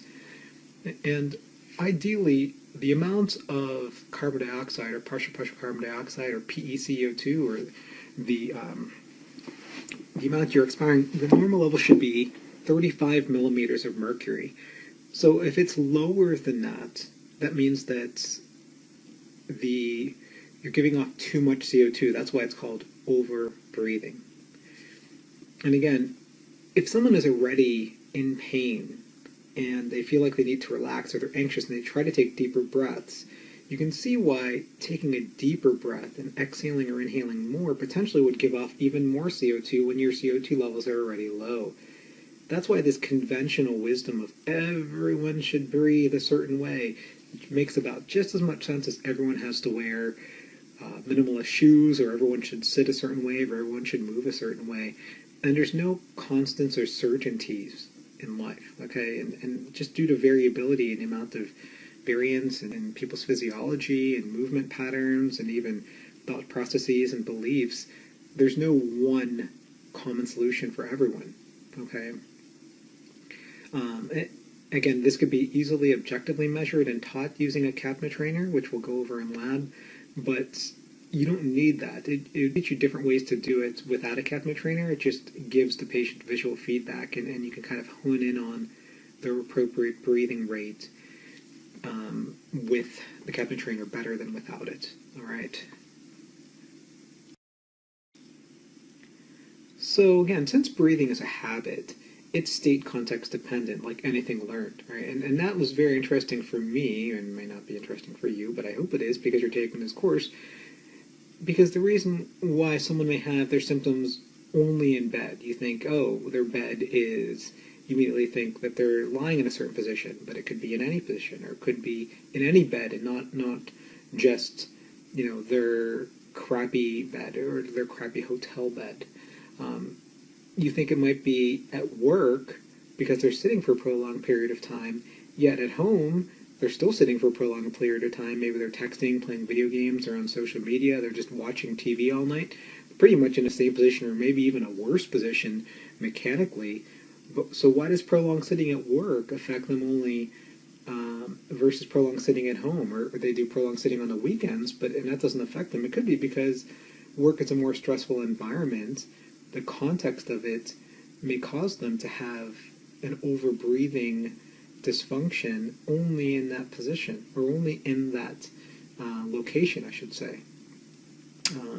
There's an example where one of the therapists that I learned from had treated a figure skater who was only over-breathing on the ice. So not every time they hooked her up to the CAPNA trainer, she was fine.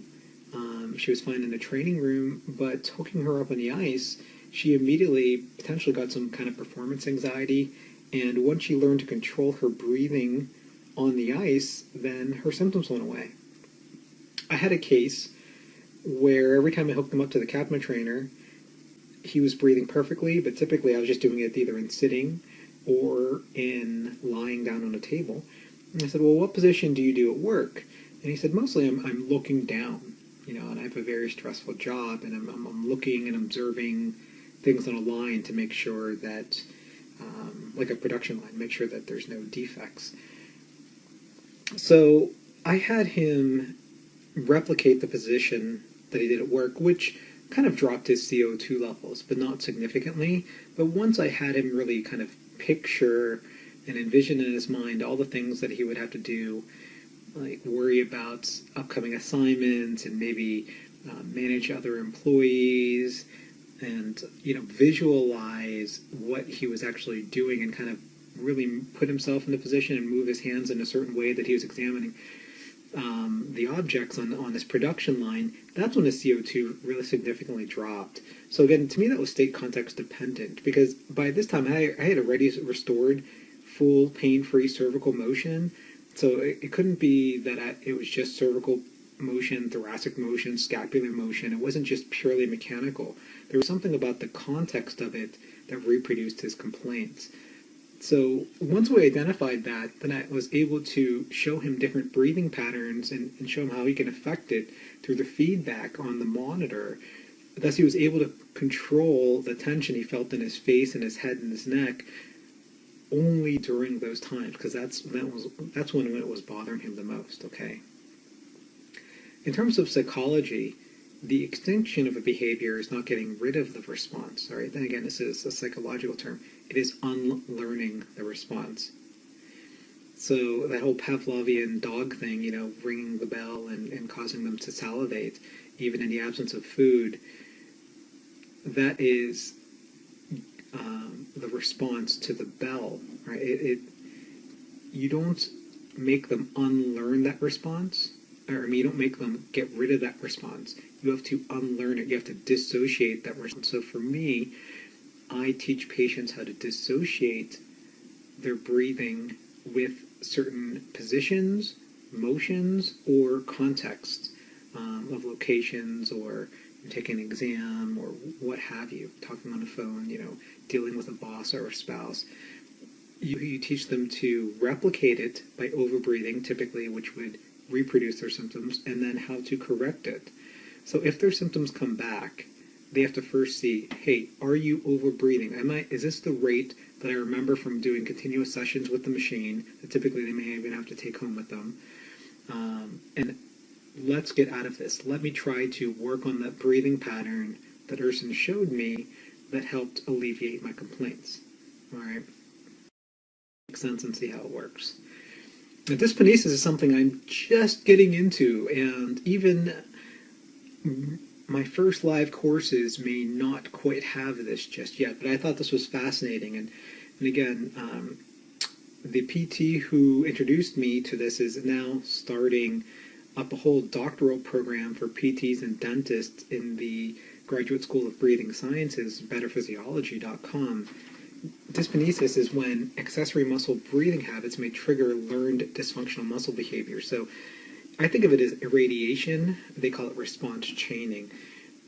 There are muscles that you're supposed to be using for respiration, but in addition to the capno trainer, has EMG electrodes, and you can measure muscle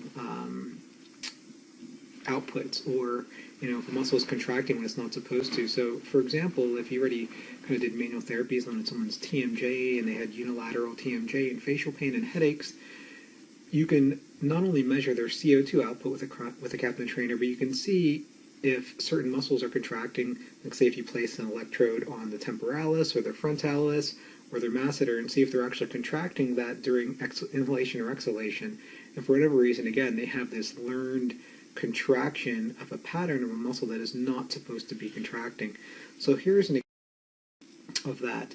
This is one of Denise's therapists who is very well trained in breathing, and she came to that she did a consultation with the owner and the founder, Dr. Peter Litchfield, and what they found on the captain trainer is the lower purple line is her breathing. She said, hey, look, when I do my deep 6 breaths a minute controlled breathing, I don't really feel better, and I'm struggling to wonder why.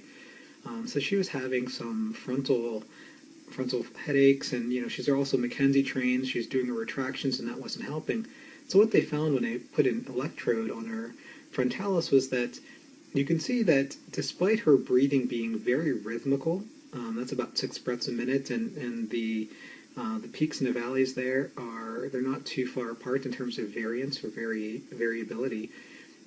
The above darker bluish kind of line is contraction of the frontalis muscle. So what happened with each rhythmic breath, not only was she over breathing, so that pink line there is within normal limits of the amount of carbon dioxide you should have. So her PeCO2 was 33 millimeters of mercury, 0.8. It should actually be 35. So she had a mild overbreathing dysfunction there, but really what you can see is with every single breath that she was actually contracting her frontalis. So again, it's not just purely the mechanics of breathing you have to look at. When you look at the chemistry plus the mechanics, and that might give you a better picture as to why someone might have chronic headaches or chronic facial pain that has potentially nothing to do with movement. It could just be learned contraction that occurs with every breathing. So again, we have to show the patient this, and again, this is a great biofeedback tool so they can work on real. Maybe you would promote if there were some manual therapies, and then they can work on that on their own using this tool. So this material is just used with permission from Dr. Peter Litchfield, and again, for more information, you can visit edgemobilitysystem.com for cabinet trainer info, or the Graduate School of Breathing Sciences. And as this is also a PDF or a PowerPoint, you can click on those links to go to those sites. Now on to the fun stuff. So the examination is one of my favorite parts of patient encounters because it's just that. It's an interaction, it's interactive, and this is where you get your chance to educate the patient and peddle your wares. And your wares in this case would be pain science education with a dabbling of some repeated motion, some motion screening, some ISTM, joint mobilizations if you need it, repeated motions, self-resets, and reinforcements. And it's all bookended by education in the beginning and education at the end. So again, education is all about empowering the patient, and despite looking like a standard physical therapy examination with range of motion, etc., some of the things that you might be used to, like palpation and special tests, are definitely de-emphasized or not even included at all in my examination. You can do those things if you want. I would recommend not really doing the special tests, as they're really not so special at all, and they may help you rule things in or rule things out, but otherwise you're still pretty much going to be doing the same manual interventions and home exercise-based resets that you would have been doing without having the pathoanatomical diagnosis. In addition to the questions you may typically ask during a subjective, as part of it, if you suspect a patient has TMD, you want to ask them the onset potentially, and whether or not there was any trauma or whether it was insidious onset. They may have had facial trauma, they may have had cervical trauma, such as a whiplash or acceleration, deceleration, and even facial trauma at an early age, which is identified by a scar on the inferior aspect of the chin, is associated with disc subluxation. Roccabato has basically said that he's never seen someone with a scar in their chin that was from a fall, and not necessarily say from shaving, that didn't have a subluxing disc. And he attributes that basically to running around like you do as a kid, tripping, falling like you also do as a kid, banging your chin on the ground or on something else. That superior force possibly dislocates or subluxes one of your intra-articular discs in a TMJ, and because you never spontaneously correct your posture, and you're probably slouching, etc., that the joint space never really increased enough for the disc to go back into place. So, again, if someone has a scar on a chin, they have fallen when they were a kid, that could be one of the things that kind of started off this process, or it might just be a coincidence, but that's just a little bit biomechanical and pathoanatomical in the case of patient. may wonder, because some of them are content with an explanation of how to fix it and how to self-treat, and other ones really want to know why. Most of my patients, I try to talk out of the why and instead focus on what can we do about this now. And but there are those who are very, very curious and basically will not listen to anything you have to sell unless you tell them why. And the scar on the chin is sometimes an interesting little tidbit. So with the symptoms, the first thing I ask, other than what your complaints are is it intermittent and constant? And for me, that's really a time to set the stage. So when someone says, "Oh, my symptom," and I say, "Is it constant or is it come and go?" And they say it's constant, I would say that most people definitely think their symptoms are constant. There's a difference to me, definitely, between intermittent and constant. This goes back to my MDT background. When symptoms are intermittent, that typically means that they're a rapid responder. And I basically try to talk my patient into believing that they're intermittent, because very few people are truly centrally sensitized and have true constant pain, unremitting, that they perceive from the moment they wake up to the moment they go to bed. And that is the way I define constant. So I say constant to me, my definition of constant is from the moment you wake up to the moment you go to bed, you always feel pain somewhere, in your face, your neck, your arms, wherever, in your jaw, and you can't even get busy and ignore it. And they say, "Oh, well, if you put it that way, I don't feel it all the time. I can get busy and ignore it, or it's better in the morning." And again, this is one of those things that once we realize that your pain is intermittent, and I say, "Look, you just basically told me your pain is intermittent. Would you say that if it's not constant and your pain is intermittent?" And they would agree, "Yes, it's come and go."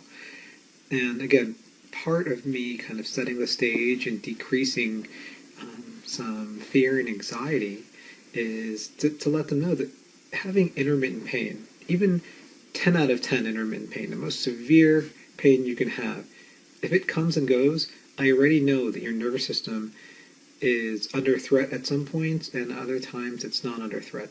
That means the alarm in your nervous system can be reset, and as long as we know that your symptoms can come and go, all we have to do is extend the periods you feel relief.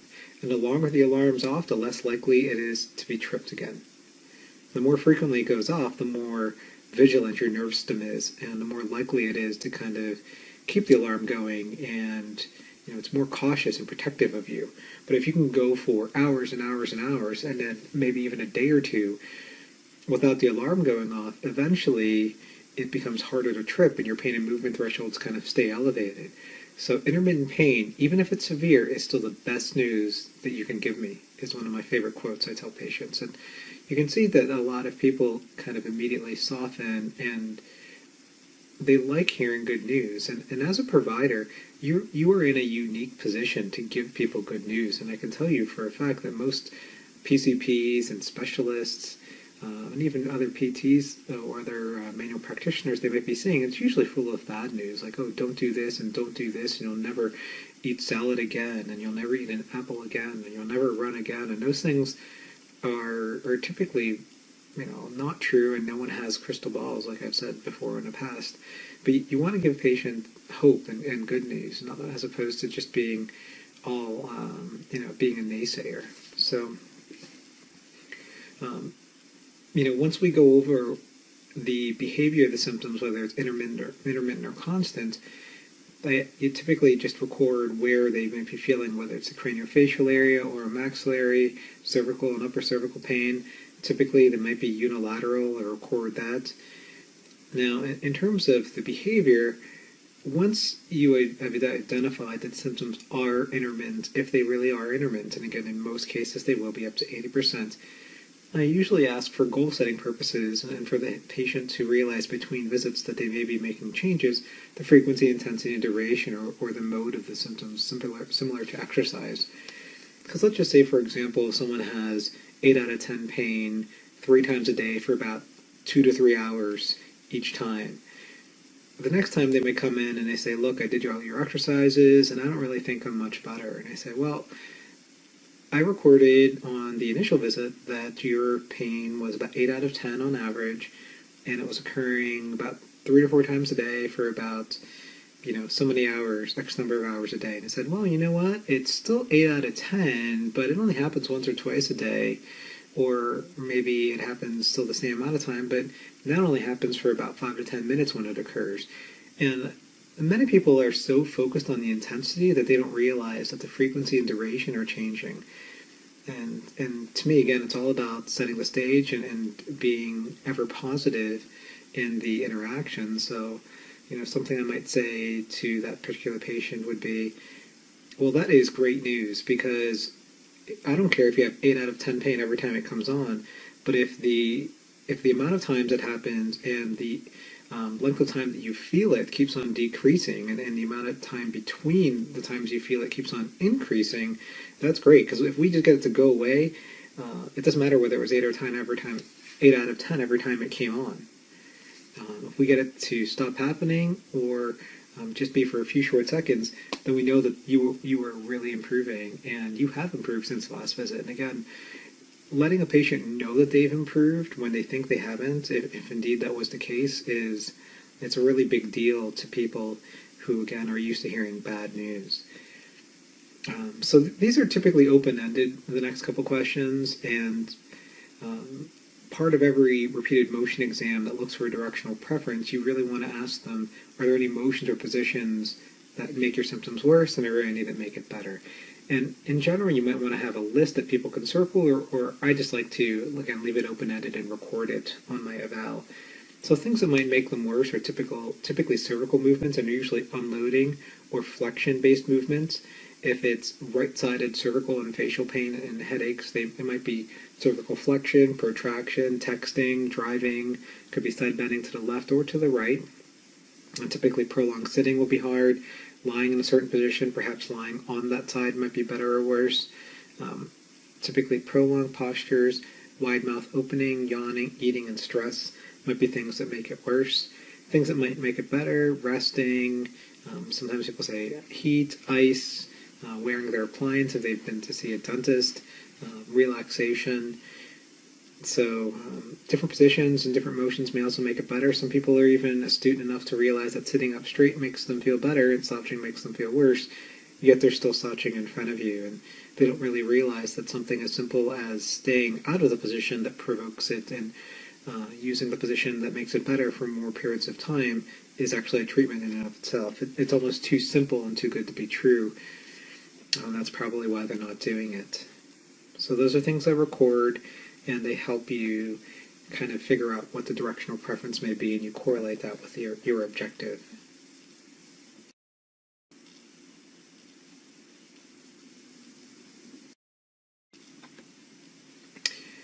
So for the objective, and again, we're going to go all over this again during the live portion when we practice the eval, and you also see me do it on several live cases each day. You might look for different things you might know under observations. And again, I used to be very, very specific with my observations in terms of posteriorly rotated cranium, depressed sternum, protracted scapula. Now I pretty much note whether their posture is fair, good, or average. I mean, basically, that's something you can record that's very, very subjective, and I'm almost at the point where I basically don't even record how their posture is, but I may record that overcorrection with overpressure into a more quote-unquote appropriate posture actually relieve their complaints or centralize their complaints. It's a bit more objective rather than kind of grading their posture. Again, if someone is really kind of hell-bent on figuring out why they have these complaints, you can tell them that people who are excessively mobile tend to develop TMD or cervical problems a bit more than people who are not. So I might do the Brighton hypermobility testing. And if someone, again, these ectomorphic females from their 20s to the 50s, they're typically very lax. They might score an 8 or 9 on the Brighton hypermobility scale. And typically, again, they're typically going to sit with cervical protraction. So again, certain things you may see, you can note it if you want to. I really don't note all these things anymore. Loss of lumbar lordosis, which can, if someone's sitting, that depresses their sternum, brings their scapula forward, and then that unloads their head from their neck. Possibly they may have a subcranial head tilt. If someone potentially has an eye that is stronger than the other, they may always have a slight tilt to their head, and again, that could potentially throw their jaw off, and it could also kind of unload one side of the neck continuously. So the directional preference may be loading the opposite side, again, depending on variability and what is novel to that patient. Roccabato had noticed that those with a facial asymmetry, or the short side mandible, is usually the dysfunctional side. So if you look at the ramus of the mandible, or as it angles, going from posteriorly from your chin and then up the angle as it goes up to the condyle, that's the ramus. And if that is shorter on one side than the other, if either the bone didn't grow as long superiorly to inferiorly, or possibly there's decreased joint space from a disc being subluxed, the short side is usually the dysfunctional side, meaning it's usually the tight side, what someone else would call a capsular pattern, what I just call motion dysfunction. If you'll notice that the shorter side is usually the side they deviate to, as in it's the tighter side. Remember, the hypomobile side is the side that they deviate to, usually what they would call a C curve. It could be an S curve potentially, and again, it would still just deviate toward the shorter side in general. And it's, as a pattern, it is not 100%. Patients may also have certain parafunctional habits, like clenching. You want to ask them, with your mouth closed and with just sitting as you normally do, where is the tip of your tongue? So typically, many TMD patients are tongue thrusters. Your tongue should be, the tip of your tongue should be at the roof of your mouth, right behind your two front teeth, like you're saying no. Or I tell patients, if you click your tongue like that, that is the position your tongue should be in at rest. And your teeth should also be apart. And you'll find that many people who have chronic kind of facial pain, tension type headaches, they have, their tongue will be pressing against the back of their top teeth or their back of their bottom teeth. And instead of their teeth being apart at rest, their teeth are actually touching. And, I liken that to a patient. I use a fist as an example, and I say, look, most people think clenching is like clenching a fist as hard as you can. And clenching your jaw, if your teeth are supposed to be apart, even just a millimeter apart, to really be at rest, for your facial muscles to be resting, and they're touching, that's like saying, oh, well, my hand is at rest, but I only have a very, very lightly closed fist, as opposed to a fist that I'm closing as hard as I can, as if I was very, very angry. A fist is a fist, and your hand is not relaxed, whether it's clenched as hard as you can or just lightly closed. The same thing goes for your teeth. So putting your tongue at the no or N position almost makes it, since it's kind of curved upward, it's harder for your teeth to close. It's almost like your tongue has to be bent out of the way. So that kind of leaves your teeth open just a bit. Your lips are still going to be closed. And that decreases the tension in the masseters and the temporalis, right? So another type of facial parafunction is overactivation of the mentalis, or what I call the TMD or TMJ frown. Many times the patients may have a short upper lip, or because they have a forward head and their mandible is getting pulled inferiorly and posteriorly, instead of actually correcting their posture and repositioning their mandible, this kind of opens their mouth, and most people again realize that if you're just sitting there with your mouth open, you kind of look like an ape, right? Or you look foolish sitting there with your mouth open. But instead of correcting your posture, which would take stress off of your mandible and possibly close your lips, most people bring their lower lip up instead of correcting their posture. And that also makes them frown, but actively bringing your lower lip up to compensate for the forward head posture, the circle protraction, which retracts the mandible. Not only does it make it look like you're smiling, but you're overactivating your elevators. And again, that could be another reason why the mandible elevators are fatigued and developed tender points or trigger points, because they're being overused. And many times correcting this posture along with manual therapy really helps relieve that tension. But the only thing that permanently relieves it is not the manual therapy or any kind of trigger point injections or trigger point work. It's to take that excessive length tension out of the muscle by correcting the position of the mandible with head and neck position. So some quick rating terminology for the movement screen, or kind of my top half version modification of the SFMA. Functional is basically within normal limits. You can do the whole motion, and there's no kind of aberrant motion, there's no holding of breath, there's no juddering to the motion. It's quality motion that doesn't hurt. Dysfunctional it's less than full, or it has some kind of aberrant motion or some kind of scapular dyskinesis for shoulder motion.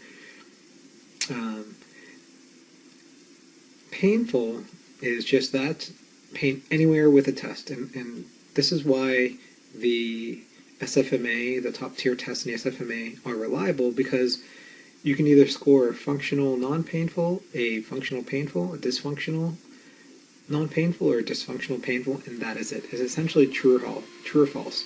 Can you touch in standing with your arms to your side and your feet together? Can you touch your chin to your chest? You demonstrate. So they do go into cervical flexion without opening your mouth. Can you touch your chin to your chest? Many people can't do this. If they're missing that last little bit of cervical flexion, that's typically a loss of OA flexion, and when they have maybe they're 2 finger widths away from their chin to their chest. If it hurts, then and they can go all the way, it's functional and painful. Say if their chin touches their chest but it hurts. If they can go all the way and it doesn't hurt, it's functional non-painful. FN is what you want. FN is the best thing, or it's within normal limits. Full motion, without any kind of aberrant motion or holding of breath or high threshold strategy. But it hurts, it would be an FP. If it doesn't hurt, but it's less than full motion, that would be a DN, or dysfunctional non-painful. And if it's tight, or they can't go the full motion, plus it hurts, that would be DP. So again, from the least severe, or what you want, to the more severe or harder to deal with condition would be FN first, then FP, then DN, which is what we all want. Essentially, it's the perception is that it's tight, but it doesn't hurt, and DP is that it's limited and it's more painful, and that might require more manual intervention and more education. So there's no goniometer, there's no inclinometer, there's can you do it, and does it hurt? So here we go, the abbreviations. FN is functional non-painful, which pretty much equals within normal limits. Next is FP, functional and painful. Then DN is dysfunctional and non-painful. Then lastly is DP, which is dysfunctional and painful. So we're going to look at the motion screen first before the repeated motion exam, because repeated motions are very powerful, and it's essentially like self-mobilization, and anyone who you would mobilize or manipulate you would also do repeated motion on, and vice versa, because they're all just end-range loading kind of inputs, and they have the same indications and contraindications. So since repeatedly loading would almost be like repeatedly mobilizing someone, you want to look for the asymmetries first with your quick motion screen or scan before you repeatedly load someone, because that could again change the outcomes of these tests rapidly, since most people are rapid responders. So first you're going to look at chin to chest for the cervical patterns, cervical extension, cervical rotation and flexion. That is the older top tier test. Then lateral rotation and flexion, medial rotation and extension, which are essentially a scratch test for the shoulder. And the thoracic test, we're just going to do sitting because typically most patients are going to have difficulty with sitting in this TMD population. So even though the SFMA is always standing, feet together and shoes off for consistency's sake, again, for consistency's sake, in this course, we're going to do everything in sitting. Okay, so all these tests will be in sitting. Also, for the rest of the repeated motion exam, we'll go over that during the lab. In terms of breathing patterns, again, this is not something I look at or I typically make note of on every single patient. But if I'm not really getting anywhere, if a patient is in severe pain and they're possibly centrally and or peripherally sensitized, they don't like movement, they are not responding to repeated motions, every motion hurts, there's no real asymmetries that you can find, and they're basically just hot, right? They're hot to touch, they want to move, the only thing they like is lying supine over heat. That's when I'll look at breathing patterns. And I tend to note, are they a sternal breather? Are they a mouth breather? Are they a nose breather? I'll measure their rate of inhalation and exhalation. Since I have a captain trainer, I may hook them up to that and measure their PeCO2 or how much CO2 they're expiring, okay? With different changes in rates of breathing, or if they're sternal breathers, and in teaching them how to diaphragmatically breathe with an emphasis on the exhale, if I don't have a capno trainer on me, I'll palpate for changes in tone in either tender areas or areas of high tension like the masseters and traps in the posterior cervical spine or the occiput with different breathing rates. And the patient can also palpate if they say, like, look, my face is always tender and I'm always rubbing it. My right upper trap is always tender and I'm always rubbing it. You can also have them hold the tender area and have them practice different breathing rates.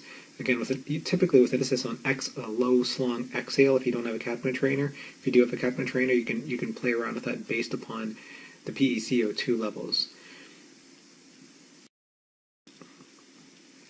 Also for breathing patterns, you want to palpate for lateral and posterior rib expansion, and you're also going to correlate that if they have limited lateral and posterior rib expansion with thoracic mobility of the movement screen.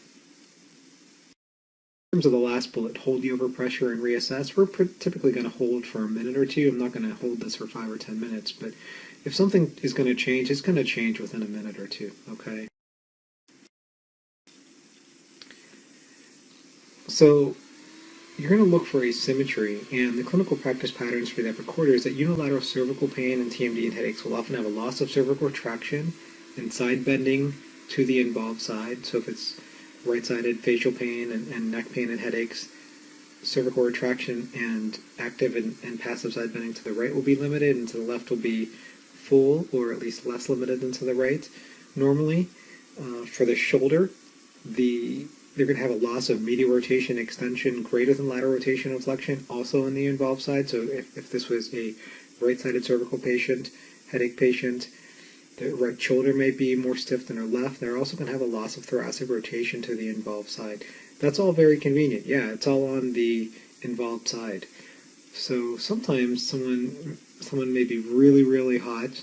Again, they may not want their neck touched, but their shoulder, even though it's stiff, it doesn't hurt, and their thoracic spine, even though it's stiff, doesn't hurt. So those are areas that you can address to kind of still affect that right side and still provide non-threatening and novel inputs, get the right side feeling better and moving better, and then maybe after they realize that you have a light touch and you don't do anything without their approval, that and none of your techniques hurt, maybe they'll let you kind of eventually work on their face or their neck and kind of what they came for. But typically, as long as someone lets me, I do start with the cervical spine first, then I'll address the TMJ, and then thoracic spine, and then shoulder. Not necessarily in that order, shoulder and thoracic. I'll probably go after whichever one is the most limited, third after cervical spine. Then. So for a tissue screen, we're looking at tenderness and tension in the masseters, the temporalis, increased tone and tension in the subcranial tissues and the posterior cervical tissues, The lateral upper arm, those are all patterns that we'll see in the lab that we're going to work on to decrease tone with the edge tool and positional and functional inhibition technique. So that last section basically segues very neatly into the upper quarter clinical practice patterns, which I teach as part of my eclectic approach. These aren't validated or by research. I can imagine, though, that if someone were to study it, and if you're interested in studying it, you let me know, they would be very reliable as they're simple and they're based on osteokinematic motions and not arthrokinematic motions, which have very little reliability intrarater or inter. So in terms of treatment hierarchy, we're going to screen the cervical spine followed by shoulder and then thoracic mobility. And you're basically looking for asymmetries based upon if someone has unilateral complaints, which again, most people have unilateral complaints, not bilateral and equal complaints, and that's the distinction. Someone could have bilateral complaints, but rarely is it bilateral and equal compared to the left greater than right or right greater than left upper quarter or lower quarter presentation. So for unilateral complaints, the patterns, as in most presentations, again, these are patterns and not laws, okay? There'll be a loss of cervical retraction and rotation to the involved side for headache and TMD only, so as in not referred radicular symptoms below the cervical spine. For symptoms below that, or for headaches plus cervical and scapular or arm symptoms, you'll have a loss of cervical retraction and side bending to the involved side. And I would say this is the more common cervical pattern that you'd see as opposed to the cervical retraction and rotation. So this can include cervical radiating pain, upper extremity peripheral neuropathic pain or radicular complaints, and simple shoulder impingements. For the shoulder, you're going to see a loss of shoulder medial rotation and extension greater than lateral rotation and flexion on the involved side, and a loss of thoracic rotation to the involved side. So again, that's all very simple. It's all typically seen on the involved side. If you find one or any of these things, you can work on all of them and teach the patient how to easily self-reset them. And in general, that helps decrease the perceived threat, increase symmetry, and overall increase mobility and quality of life. In general, you're going to start with top-down wherever their complaints are. Maybe they only have arm complaints, maybe they only have head complaints, but your screening should start with the cervical spine, because I would say when you work on the spine, you have a greater chance, in my experience, of affecting symptoms dramatically. Even if someone has what appears to be a frozen shoulder, and I've seen this in one of my courses, a very, very good manual therapist who worked in a great manual therapy clinic with a bunch of certified manual therapists. She had frozen shoulder that was an insidious onset, and that was the first clue that kind of told me she might be a rapid responder. It was an insidious onset after a mammogram, and you would think that a therapist would know the difference between an insidious onset and a little old lady who says, "Hey, I woke up one day and my shoulder was frozen," and maybe she woke up one day and it hurt, but you would think that the gradual loss of mobility that comes with a significant loss of multiplanar range would be noticed by a therapist, and possibly not by a little old lady who that may have happened to. So you're going to start with the cervical spine, and if possible, you find an asterisk sign. So this is any movement, exercise, or part of daily function that's limited or consistently reproduces the patient's complaints. You start with seated. So for the cervical patterns, you are going to start with cervical retraction and overpressure, and you're going to find the asterisk sign. Maybe it's chewing, or maybe it's opening and closing, maybe it's rotating their head over the neck, maybe it's thoracic rotation, maybe it's raising their arm over their head or reaching a certain way, because these are more for than simply TMD patients. You will find these patterns in many upper quarter presentations.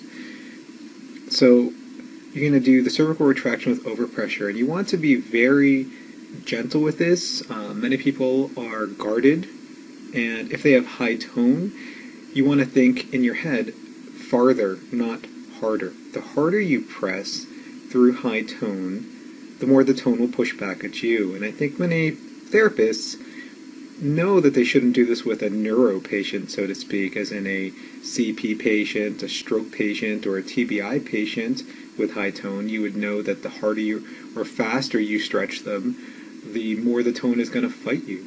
And it's the same thing with an ortho patient, because there is no difference. There's just neurophysiology, right? And the higher the tone is, the harder it is, the harder it's going to work at resisting your force. So you're going to show them actively the retraction and gently guide them through the retraction, almost like an active assistance. And then at end range, you lightly overpressure into the end range.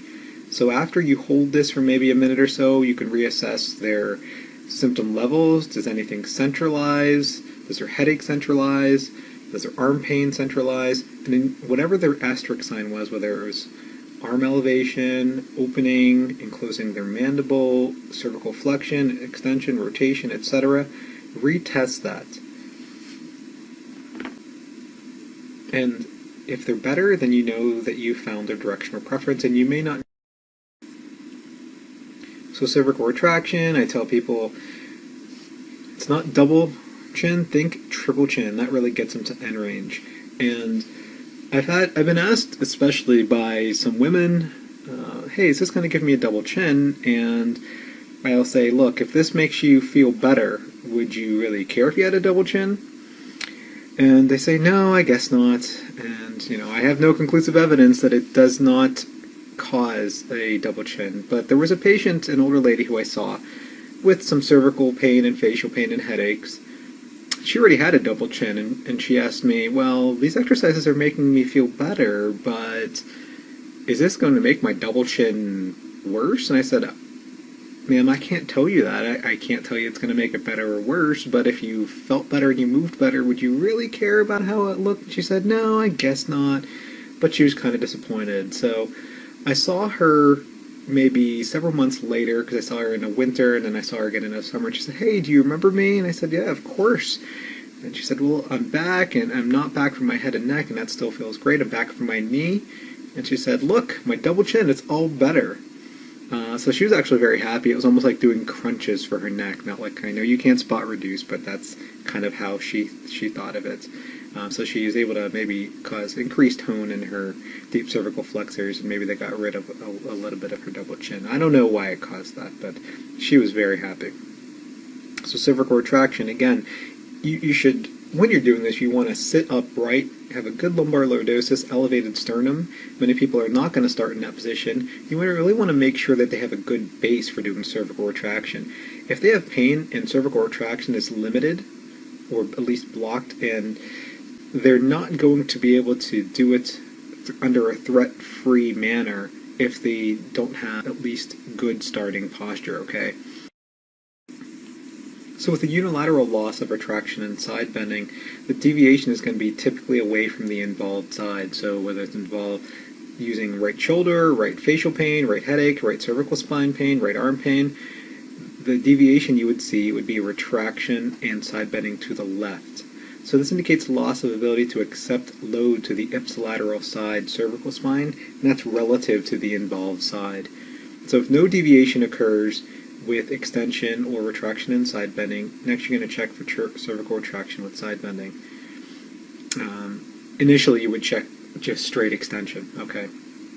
And with straight extension you're often going to see a deviation away, and if you don't see that, you're going to at least try to confirm it. Maybe you need to load it up a little bit more laterally, okay? So check extension first, then retraction and side bending. So again, as a pattern, it will most likely be limited to the involved side. And many times one of the mistakes that you make, and these are little nuances of this testing, is when you're holding someone in retraction and they're sitting, they may start to protract their chin forward, so they're actually losing a little bit of loading. And even if they're in slight flexion or unloaded, they may look symmetric when you test them from one side to the other. But if you really hold them in retraction, and maybe you to hold them in supine, so they keep their head flat on the table, then retract them, then side bend them from one side to the other, I find that really brings it out. And again, we will practice that in lab. So basically this is what cervical retraction and overpressure looks like. Either you can do it or the patient can do it, but you can see actively he's not quite getting the end range. It might look like end range, might feel like end range, but remember, passive should always be a bit greater than active, and really to get the best reset. And Mackenzie found that, and again, originally he thought it was reducing a disc, but just there's something about getting full range that kind of tells the CNS, hey, everything is clear. I can get the full range. It's safe. We're doing it repeatedly. It actually gets better with each time. So there's no threat here. It's time to release the lockdown. And that's the way it's one of the common failures, basically, of repeated motions type approach is, oh, I tried it 10, 20 times. Maybe not. You might need to do it 30 to 50 times, or maybe they just weren't getting the end range, or maybe you chose the wrong direction. But if you load the right direction enough times to end range, you will make rapid changes, just like manipulation or ISTM or needling, whatever your input is, except for the patient can do it on their own, and that is the most important aspect of repeat. So if they're unilaterally limited in cervical retraction and side bending, you want to concentrate treatment on the ipsilateral side. Whether you're mobing, ISTM, you can do that to the, so example, right shoulder pain with elevation, and let's just throw in headaches and cervical pain as well, with concurrent limited cervical retraction with side bending to the right. You can do light ISTM to the right cervical patterns, right upper trap and scapular patterns, and then reassess the limited shoulder movement or cervical movement, etc. Each treatment you're only going to really do for between 1 to 2 or 3 minutes. You don't need to hammer away for 3 to 5 minutes for each one. They're more likely to get sore as well. So for cervical resets, you're going to reset via repeated loading and unloading of cervical retraction and side bending to the ipsilateral side. We'll go over progressions and regressions in the lab portion.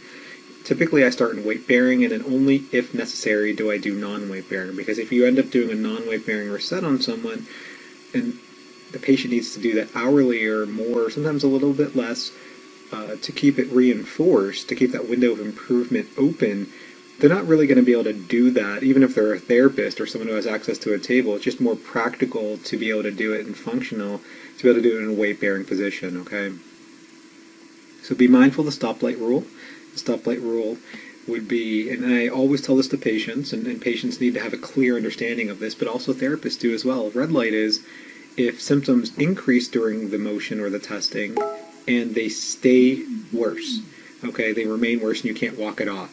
A lot of times therapists and patients think that it remain worse, but walking is one of my favorite functional tests afterward. Oh, is it a little bit sore? I'm sorry about that. You quickly apologize. Now just go for a walk. You have them walk for 30 seconds to 2 minutes or so. If they walk it off and it rapidly goes back to baseline, or maybe it's even better, then you know that you didn't really irritate anything, okay? And I'm always clear to say irritation and not damage, because you don't want to have this physical connotation that they can so easily kind of permanently damage their tissues. Yellow light would be exactly what I just described. It increases during the motion, but you could walk it off, or when they're done, it goes back to baseline. And a green light, it centralizes and or feels better. So proceed. So if they're limited only in cervical retraction or retraction with extension, so side bending is either limited or it's full bilaterally, limited bilaterally or full bilaterally, you want to concentrate treatment on bilateral occiput, cervical spine patterns, upper thoracic, and scapular borders. For shoulder patterns or lateral rotation, inflection, medial rotation, extension, you're looking for a more common loss of MRE greater than LRF.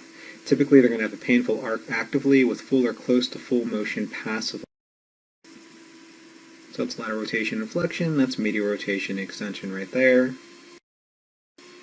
Typically, the rapid responders for shoulders will have a painful arc again actively, and less or no pain passively with better motion. Actively, they're going to be more limited in general, not always, in MRE greater than LRF. And this is one of those things where I like some of the terminology that FMS and SFMA use, saying you have to really own the motion. If someone can touch their medial spine of the scapula doing a lateral rotation and flexion test, but they have to do it very slowly and guardedly, and their uninvolved side, they can rapidly reach it, I tell them, hey, I want you to reach with the side that's tighter or more stiff or a little achy. Try to do it faster, and you'll see that when you try to do it faster, that's really what brings out the dysfunction. If someone can reach it, but they have to do it very slowly and guardedly, that's not really functional. They don't get an FN. They don't pass with that. They have to be able to do it with good quality and without a lot of effort. Everything should be low threshold. These movement pattern testing. You're also going to find that they have limited passive shoulder IR and extension, and I measured shoulder IR in supine and an extension in sitting. And again, this is on the involved side versus the uninvolved side. So if they had right cervical pain, right headaches, you're going to find potentially that the right shoulder is going to be limited in right IR and extension versus the left. The shoulder slow responders are going to have motion loss both actively and passively in multiple planes, as opposed to the rapid responders mainly have a loss of IR and extension. So if this is more of what you consider a frozen shoulder, whether it's insidious onset or whether it was after a immobilization status post a humeral fracture. So typically this is with or without cervical or thoracic involvement. However, even if they're a slow responder, the good news, as I always tell patients, is even though we can't improve your motion rapidly because true tissue changes take a long time, we're talking 4 to 6 weeks or greater, we can still rapidly modulate their pain and decrease the threat. So we can motion feel better and the perception of the threat and the stretch and the pain associated with the movement feel better, so we can't change the motion rapidly. And I think people should always try to have a positive message, even though you may not be telling them what they want to hear. For the shoulder patterns, you're going to concentrate treatment on scapular borders. So for ISTM, your tissue techniques, your positional inhibition, we're going to go over all that again in the lab. The upper trap, lateral upper arm. Light ISTM or tissue work for basically 1 to 2 minutes per pattern, then you reassess this asterisk sign, the limited shoulder. Shoulder resets. Repeated loading, unloading of shoulder passive extension. You can do that, show many variations in standing, one with a squat, one with a lunge. You basically just need a corner or a cane, and again, we'll go over that.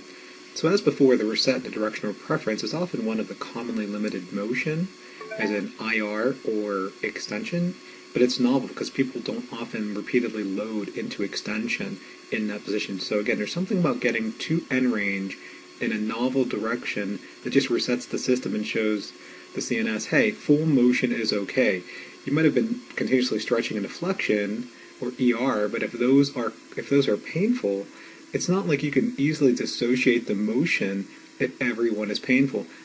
Usually passive extension is not painful. It might feel like a strong stretch, but it's not one commonly associated with the symptoms that they're having. So that's again why I think these resets work, is because you can show the CNS that full motion is obtainable and it's safe, it's non-threatening, but it's also just easier to reach and attain because it's not associated with that motion or with the pain. For thoracic patterns, thoracic rotation you're going to assess in sitting with the hands behind the head. So as a pattern, thoracic rotation is going to be limited to the same side as a limited shoulder MRE or cervical retraction and side bending. And this again indicates a loss of ability to load either in closed chain weight bearing on the shoulder or shoulder elevation will be limited due to this unilateral loss. And again, this is chicken or the egg, because I've also seen thoracic rotation limited in conjunction with cervical rotations, retraction and side bending. Then after repeatedly loading retraction and side bending and getting the end range, maybe I needed to use ISTM, maybe a manip or not, then you reassess thoracic rotation and that gets better. So the thing is though, I think a lot of therapists forget to look at the thoracic spine, even though it is supported by the research, for shoulder conditions and cervical conditions. And again, if the shoulder was very hot and painful, or the cervical spine was, or they were apprehensive to direct treatment, or maybe they had direct treatment to those by another more aggressive therapist, and that area was a bit threatened, you can work on the thoracic spine, an area that has no association of threat, and still improve the asterisk sign of the shoulder and or the cervical spine, and thus TMJ. So for the thoracic patterns, you're going to perform light ISTM to the scapular borders, thoracic paraspinals, or the involved side first, about 2 to 3 minutes, just basically because it's a larger pattern, and so the paraspinals are larger, obviously, than the upper trap or the cervical paraspinals. You're going to reassess thoracic rotation and sitting, and then the asterisk sign. Thoracic manipulation also works great here and is supported by the research to improve shoulder mobility and pain, and cervical mobility, pain, and headaches. The thoracic reset is a ballistic whip in sitting. After 10 to 20 reps, you progress to end range. Reassess thoracic rotation, the asterisk sign. This will go I also have videos of these, but again, we're going to go over all of these. So the upper quarter practice pattern summary. So for example, a TMD patient with right greater than left facial pain, right cervical pain, and unilateral headache.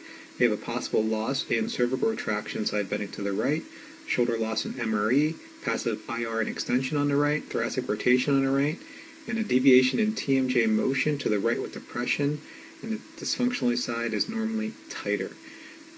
We will hopefully see these in some of the live patients, and I think you'll be pleasantly surprised. And I think, the biggest message is the fifth E of the eclectic approach is that it's easy.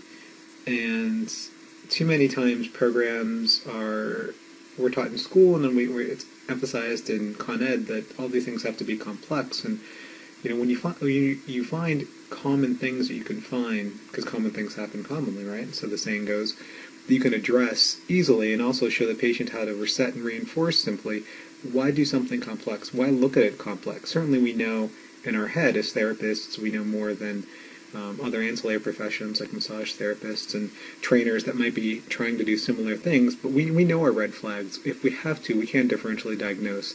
It's just that if the research pretty much shows that less than 4% on an X-ray and MRI have a true pathology that should actually be taken care of, like a fracture or a tumor, something we have no business doing, something really malignant, then on the majority of patients, you should be able to assess simply, treat simply, and educate simply for rapid gains in a short amount of time.